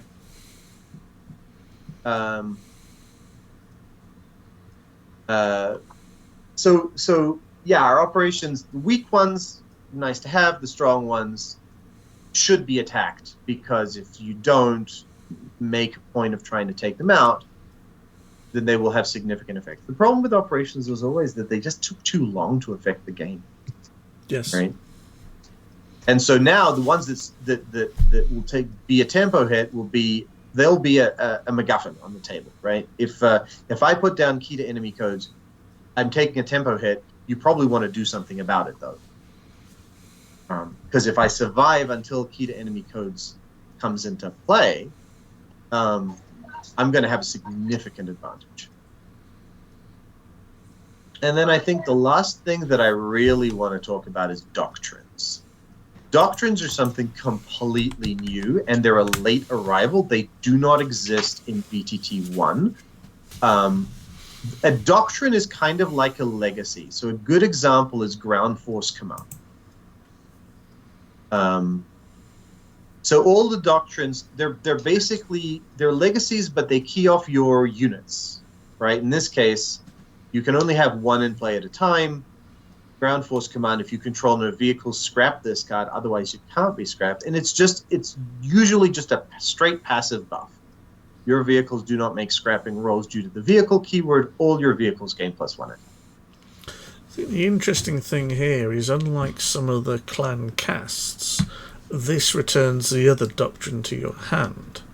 Yes. And therefore you can recycle them, or you can play this for a turn and then replace it with something else the following turn or the turn after. And I mean, they are repeat it later. Deployments. They are deployments, but yes, that's the idea. What's another good one? Did you talk about formations yet? Formation? No, we're not going to touch on formations because they're not in. So we had cards in the original BTT called regiments. We ended up pulling them from BTT 2, and we're going to introduce them later as an alternate game mode. But that's not really ready to go.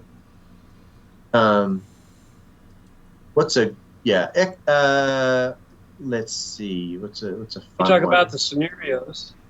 Again, it's not coming out, so I want to focus on what's coming out. The scenarios will be later. Okay, so here's a good doctrine: Inspired Aggression. Gain -1 initiative and choose a unit you control. That unit gains +1 attack. You can use this ability as many times as you like when determining initiative during a mission, but you may not reduce your initiative below 0. Or the one card that I'm least sure of in this entire set is a doctrine called Strategic Flexibility. And I think this is going to be bonkers and may end up having to be banned. I don't know what's going to happen with this one. I pulled it from an inspiration from another collectible card game that I played once, and I thought this would be interesting. So gain 2 additional deployments at the start of your deploy phase. You may attack during your deploy phase. This card gains a logistics counter whenever you gain a deployment, including at the start of your deploy phase. Whenever you attack or use a deployment, you must spend a logistics counter. So your deployments become your missions, and your missions become your deployments. So if you don't want to attack this turn, you can just enjoy 2 free additional deployments every turn. You don't want to attack. If you do want to attack, though, you're going to have to balance your deployments and your missions. But also, you can attack during your deploy phase, so you can activate cards after your attacks if you want. But if you want to make more than 2 attacks a turn, you start to sort of run into difficulty deploying cards. Then you play this card, you're playing a completely different game from anybody else.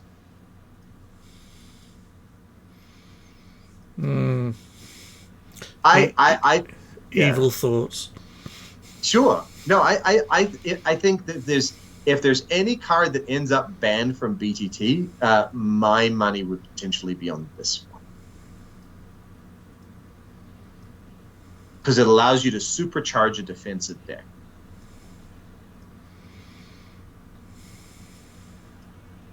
Will you be playing that one in the upcoming tournaments? I don't think I should be playing in the upcoming tournament because of judging and stuff, but I don't know. Anyway, no, because it's in the final. It's in the final set. This is Battle for New Avalon. It's at the very end. Right. But I still think there are cards in this set that I want people to look at and go, huh, and then get their juices flowing. So, will there be any incentives for participating in the tournaments? Yes. Do you want to lead into that? What are you getting, Chester? No, it's not what I'm getting. It's what everybody else is getting. Some years ago, before my good friends at ChessX had to up their price for getting laser cut dice to $2 a piece, which they had kept it at $1 a piece for many years. I had a bunch of dice made. Sent a number of them out to folks that bought BTT1, and I wound up with a backlog, and I had a bunch left over. What am I going to do with all these things? And Michael says, "Well, we're going to be doing tournaments here for BTT2, and incentivizing people to come and play. And so, if you're at all interested in BTT dice, basically for the cost of shipping, the dice themselves are going to be free. All you have to do is jump in and play the game, guys." I'm just wondering if your wife has told you need to clear out some of your BattleTech stuff. It's already happened. They're at my house. Yeah, I'll be sending that's them. it. I gave them all to him. He's running the tournament, and so he knows who's placing, and he's got all their information. I don't need it, and so yeah, he'll be taking care of all that, and you'll potentially be getting some really nice dice. I know, because I have my own personal set to play with all the time. Okay. Nice. So in fact, if you look on the Facebook page, if you scroll back far enough, you'll be able to see that I'm 99% positive that I posted pictures. Okay. So tell us more about this. So yes, you could win Chester's dice and stop him playing with it and help clear out his house. Fine. Okay. So when is this going to start? What format it is going to take? So etc. etc. I think we probably what we'll do is we're hoping to release it before Christmas, and then what we want to do is give people set up a tournament for about 3 months from now. I want to give people some time to go over it and do some theory crafting, and so I'm thinking of a tournament, something like April, like early April. And the format would be straight constructed 60 card. Okay. And the allowed cards would be errated cards, modded cards, like the modded uniques and units that are, we're going to include those, and the Succession Wars expansion by itself. So if you want to filter by BTT Succession Wars, you'll see there's 154 new cards. And what's interesting about this is that this set does include a significant number of cheap mechs, right? Because the Succession Wars were known for their cheap mechs.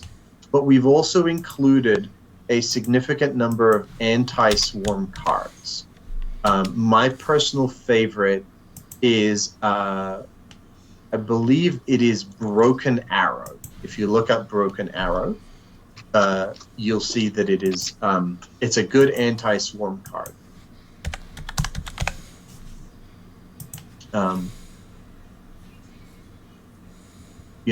Deal 4 damage to every non-arrow fighter unit and 4 damage to your stockpile and every other site and card under construction you control.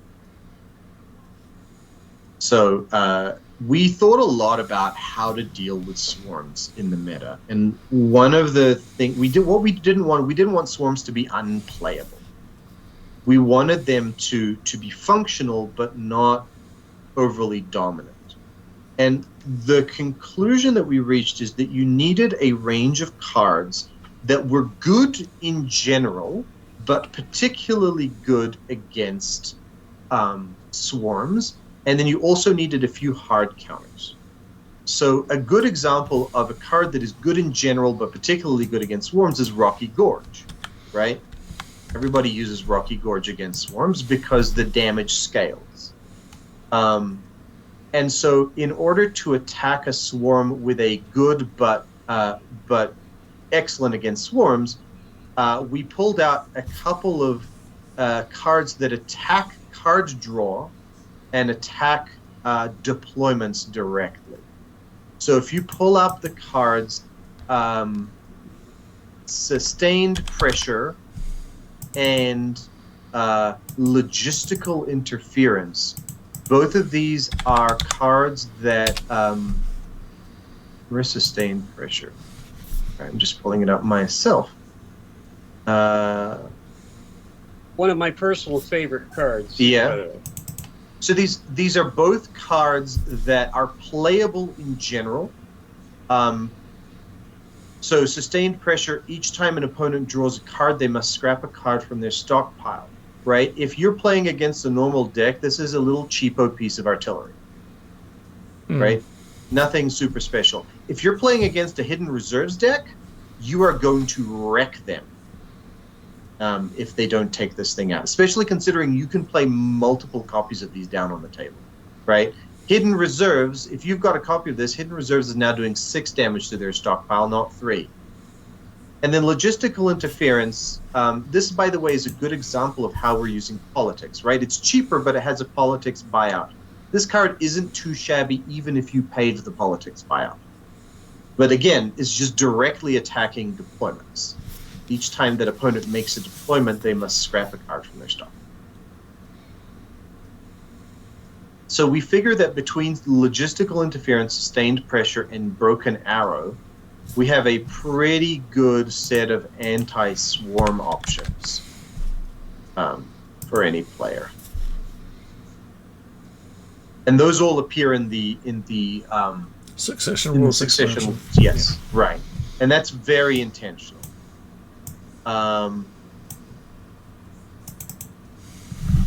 Let's see.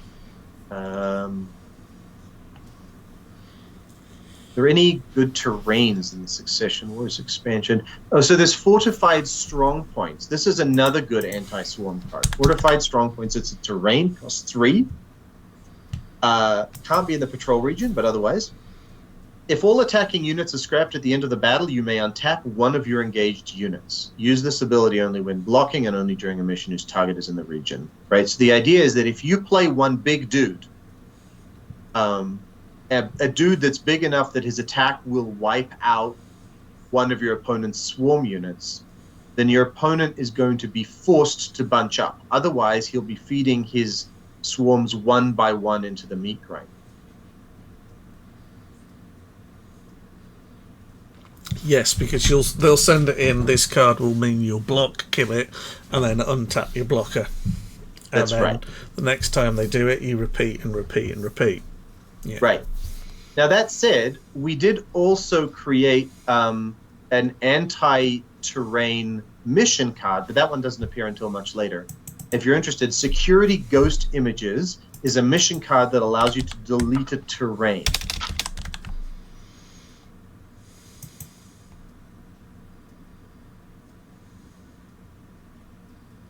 Now, Similar to creative.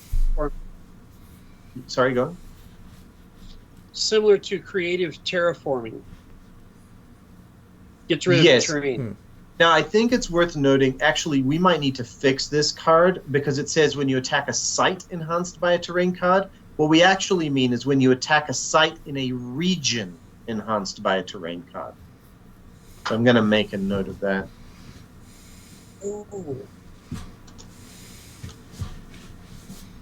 See, we're still finding stuff.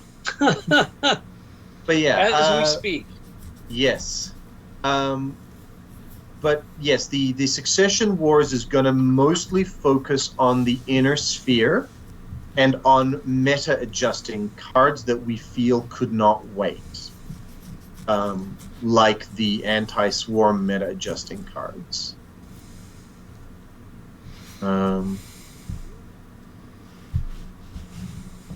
There was I think we put Star. No, that one's later. What other stuff do we want to talk about? We've talked about some of our designs. Do you have any questions that are coming up? I think one of my questions is when you do this, you're going to add an expansion and an expansion. That's 150 cards each time. Yes. One of the original criticisms was there's an awful lot to go through. Yes. And when you look at some of the well-established games, Magic or whatever else, sure. Once they get to 800, 1,000 cards available, they start to cycle them in and out. Sure. They move them to a restricted list. And they do it for a couple of reasons. One is to keep the meta fresh and evolve it and change it. But the second is to actually restrict the number of cards in play and the number of things that get comboed. Because it doesn't matter how much playtesting you've got, there is somebody somewhere that will think of something you haven't thought, and that will get overpowered and it will become meta and people will abuse it. So one of the reasons they rotate cards out is to prevent that. Or they think, oh shit, that's broken, we better get it off or out, so we'll rotate it out.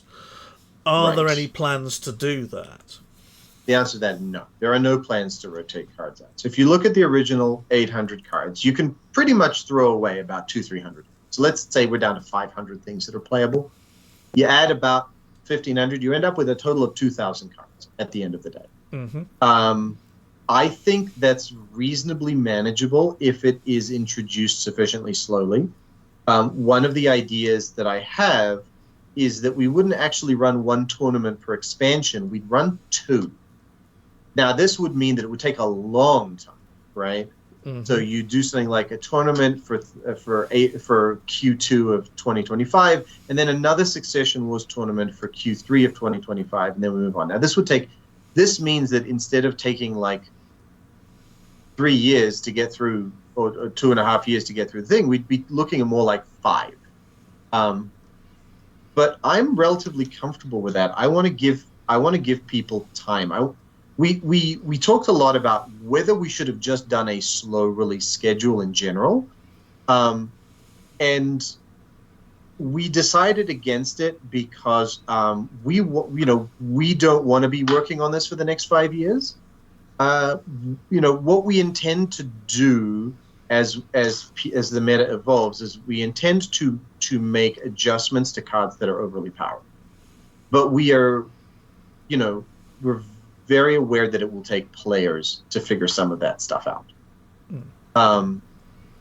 But ultimately, there are no new cards coming after this.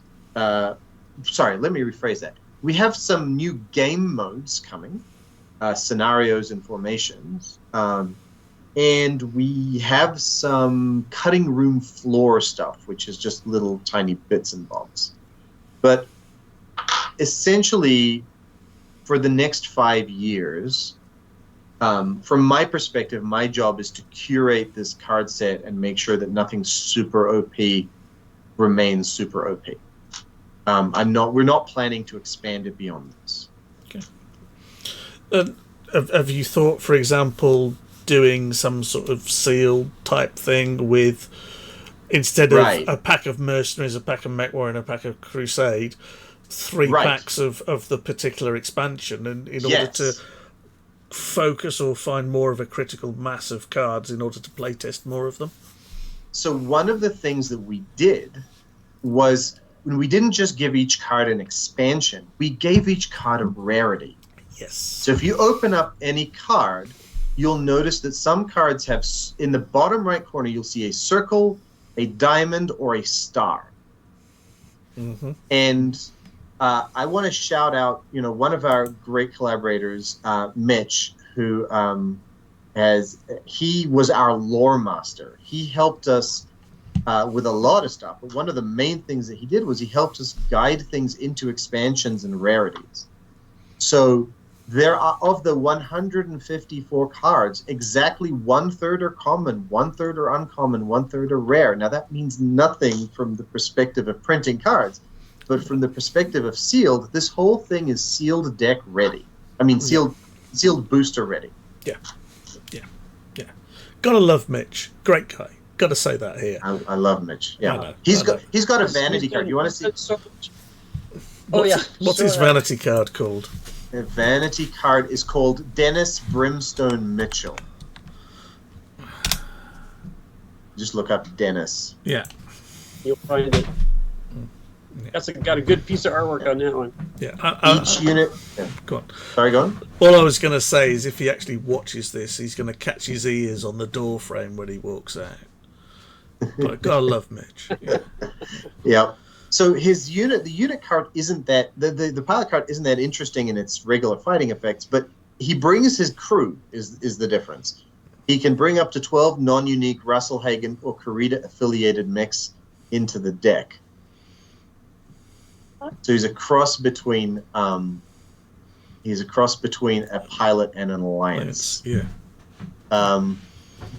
Chester's it's a nice piece of Mitch looking art as well, I must say. Yes.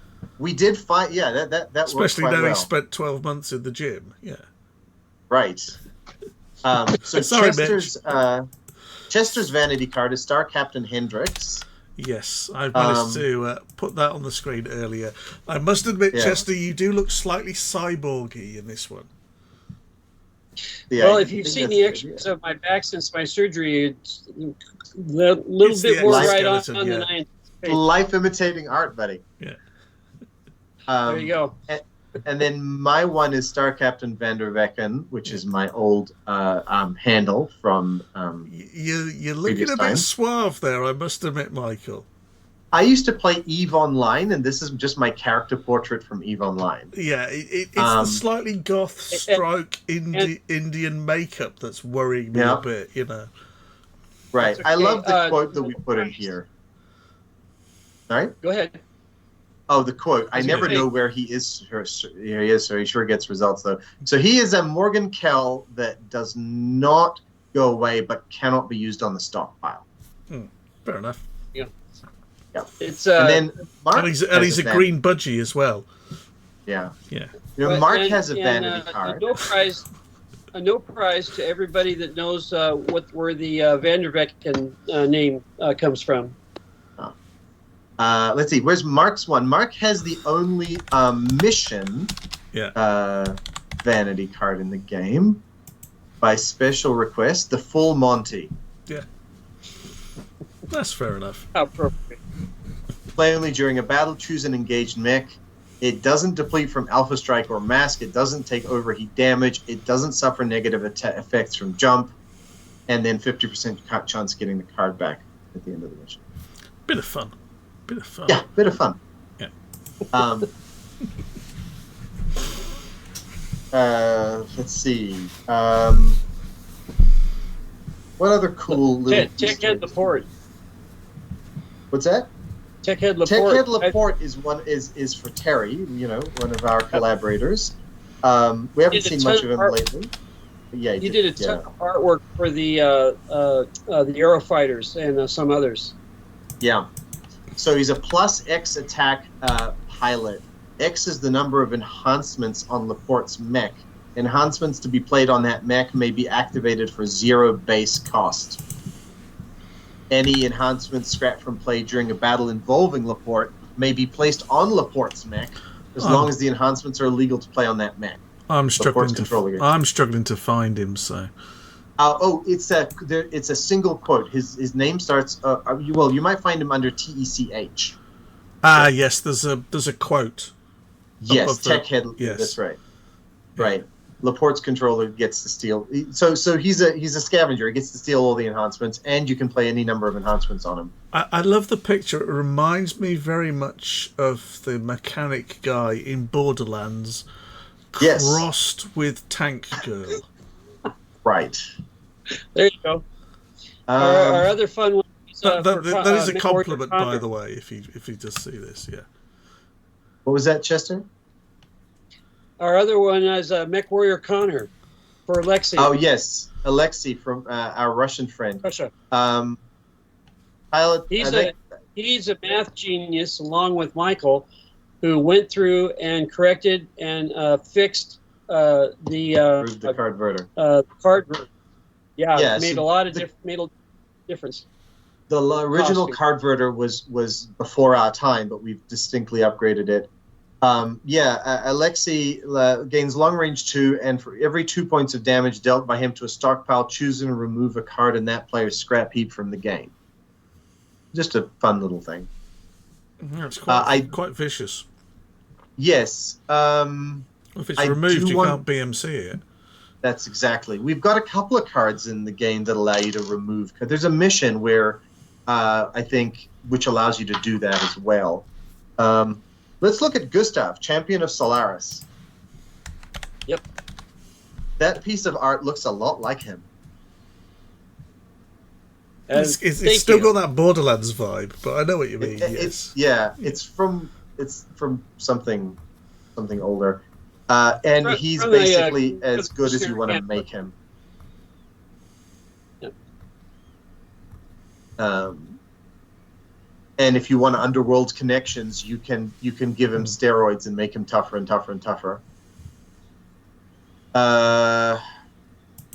The Spanish Dancer is one of Chester's old over 100-ton builds, just from back in the 80s, I imagine. I'll tell a story about that if you got a moment.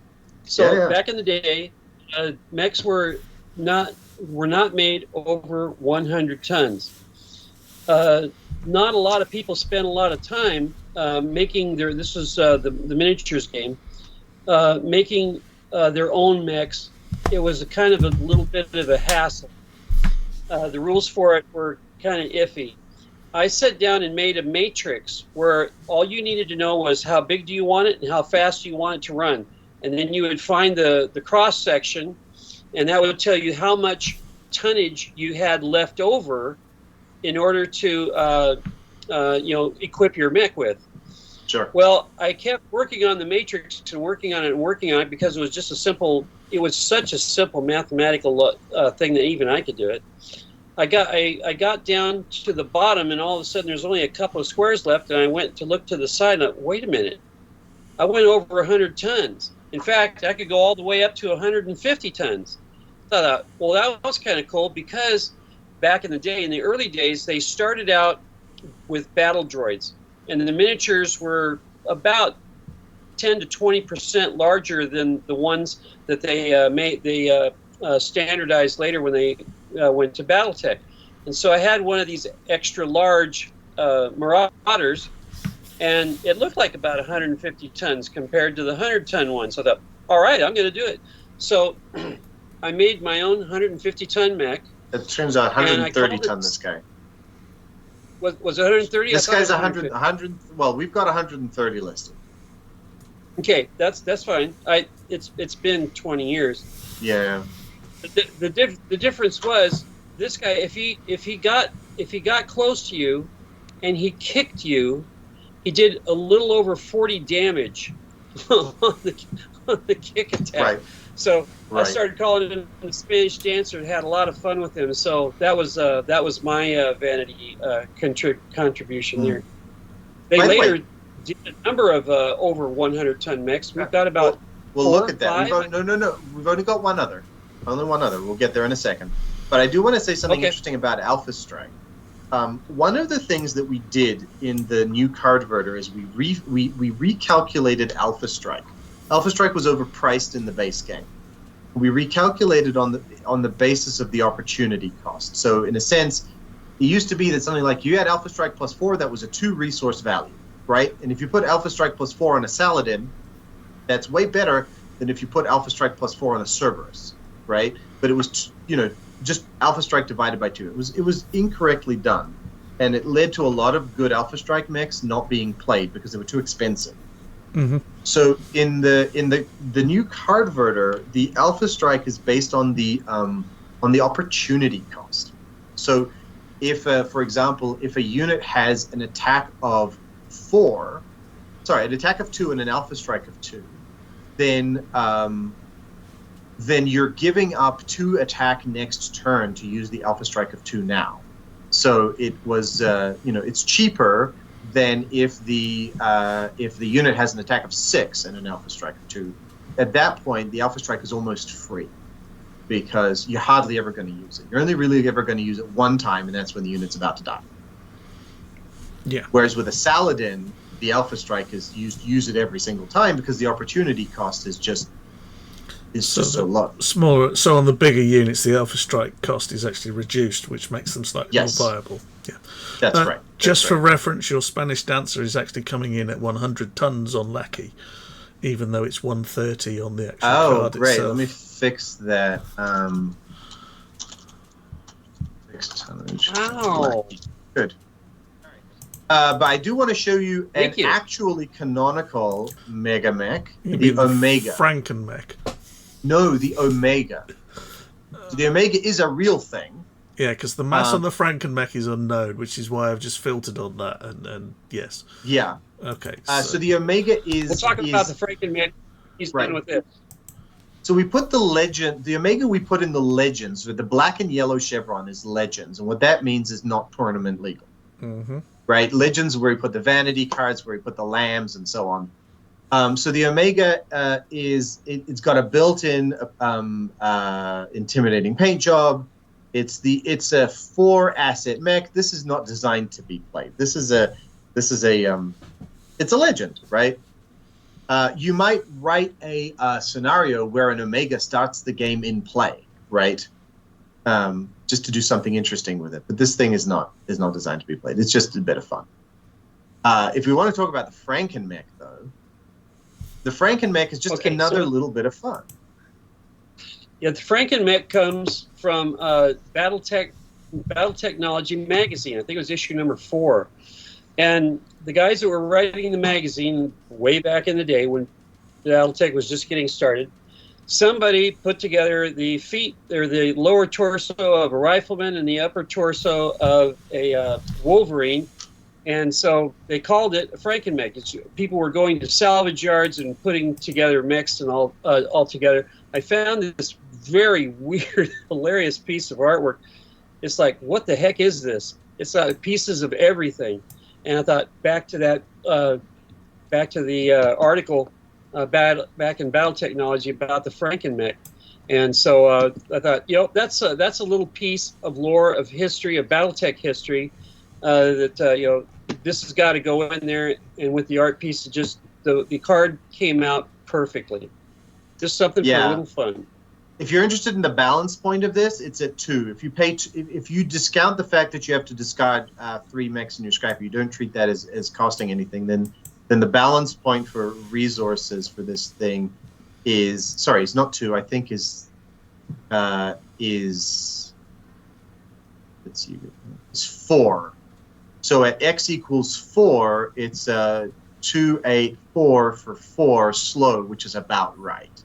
If you go above 4, you're getting a resource for free for every 1 point you go above, because you're getting a point of attack and 2 points of structure, which is a total value of 2 resources, and you're paying 1 resource for it. So if you manage to throw away like a Daishi and 2 dashers, you're going to get 6 out of it. So it's a 2 slow 6. Yeah, Franken-Daishi deck or something like that. Again, it's restricted. You can only have 1. It's just for fun. This is not. Nobody's taking this seriously. Franken-Daishi sounded like a food outlet. Yeah. Cool. Let's see, Chester. I want to know what your favorite cards in the set are. Like, what are the ones that 3 cards? Special 3 favorite cards. I'm conscious of time. I'm going to have to wrap these up slowly. So, top 3 cards. Right, 3 favorite cards. Definitely the Carania. The Carania, the aerospace fighter. Yes, I have found that putting in a pair or a triple of the small, quick, cheap, get it done aero fighters keeps the other player on their toes. They, especially if you get them in succession, so that you've always got one that's going to be hitting him. He tends to protect. There's always something guarding, so you've taken a mech off the field. They're great that way. I think my next favorite is Hell's Horses, the Lucky Shot. You call that one up and tell me what it is. I forget what exactly the Lucky Day? The text is for it. Is it Lucky Day? No, the Lucky Shot. It's a Hell's Horses card. The Lucky Shot. The Lucky Shot. Yeah, the Lucky Shot. Play only during. I have a Hell's Horse. Yeah, play only during a battle where you have a single vehicle engaged alone. Prevent all damage to your vehicle. Your vehicle may only deal damage to a single opposing unit. There you go. It's just lovely. And then the other one is Run.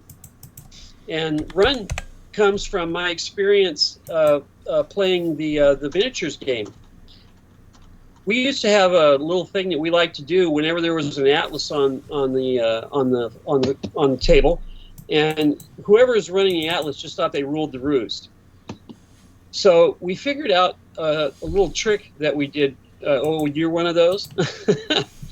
We figured out a little trick that we could do with our locust, which is that if you go top speed, running circles around an atlas, his chance of hitting you is like, 1 out of 20 is very difficult to do, but your chance of zipping, your little laser and machine gun fire into his back armor is about 1 in 6, and so you just keep running around in circles around this guy. He can't hit you, but after a little bit, you've torn out his back armor and he's toast. So Run as a mission, you got your little locust or whatever it is, gets to run around and he can't touch you, and it's you block the mission and off you go. Death by 1,000 paper cuts. Yep. Yes, exactly. Okay, Michael, you're 3. Yeah, so my first one is well bargained and done. We talked about it already. It's the Diamond Shark card advantage card. I'm really excited to see what Diamond Shark can do with that. My second good one is the Resource Cybernetic Control Node. This was designed to resolve a problem that we had with Word of Blake, where we were building Word of Blake decks, and we had these great battle armors, and we had these great, Omni-Mechs, but they weren't talking to each other. Like, these were 2 themes that could not mix, right? C3 did not work with battle armor. And battle armor is designed to work in pairs. So Cybernetic Control Node is a card I designed that really brings the Word of Blake faction together. All your Word of Blake affiliated battle armor units without C3I gain -1 structure and C3I. And it really sort of hones the Word of Blake in on an ALT deck if they want to do battle armor plus fast mechs. It's very, very good archetype. I remember sitting down with the Word of Blake deck that I had built in BTT1 and actually putting it on the table and realizing I can't play this. It doesn't work, right? I don't have enough C3 units. So this was the solution. Actually, this is one of the few cards that I brought into my BTT1 deck long ago, right? I actually printed it on paper and slotted it into my sleeve because this is something that made the deck function. And then my third favorite is the subterfuge card Pirate Point. It's a one-time remove from the game, and it's a little booster. Gain a resource for every resource card you control, or gain an extra deployment for every 2 resource cards you control, or put 6 resources on any non-resource, non-unit card under construction. Show that card to all players. I think there's a lot of interesting things you can do with this guy. A lot of options. Yes, it's just very open. Yes? This was another lore card. Was something I remember from reading the books, that they would always talk about, zipping into a solar system in the Pirate Point. And we got to a point in the design say where that thing popped into my mind, and so I told Mike, I said, we don't have a card for Pirate Point. And I had this one piece of artwork here that I had found that just kind of said it all. I said, what can we do with this? And Mr. Genius here pops up with that, and it's a wonderful, wonderful card. Agreed. Anybody who's playing Logistics and Tactics should probably have this floating around at least a couple copies. And it is a rare. We made it a rare because, if you put it in sealed, it could have a significant effect. The one thing it doesn't do is it doesn't give you cards. It gives you deployments or resources, but not cards. One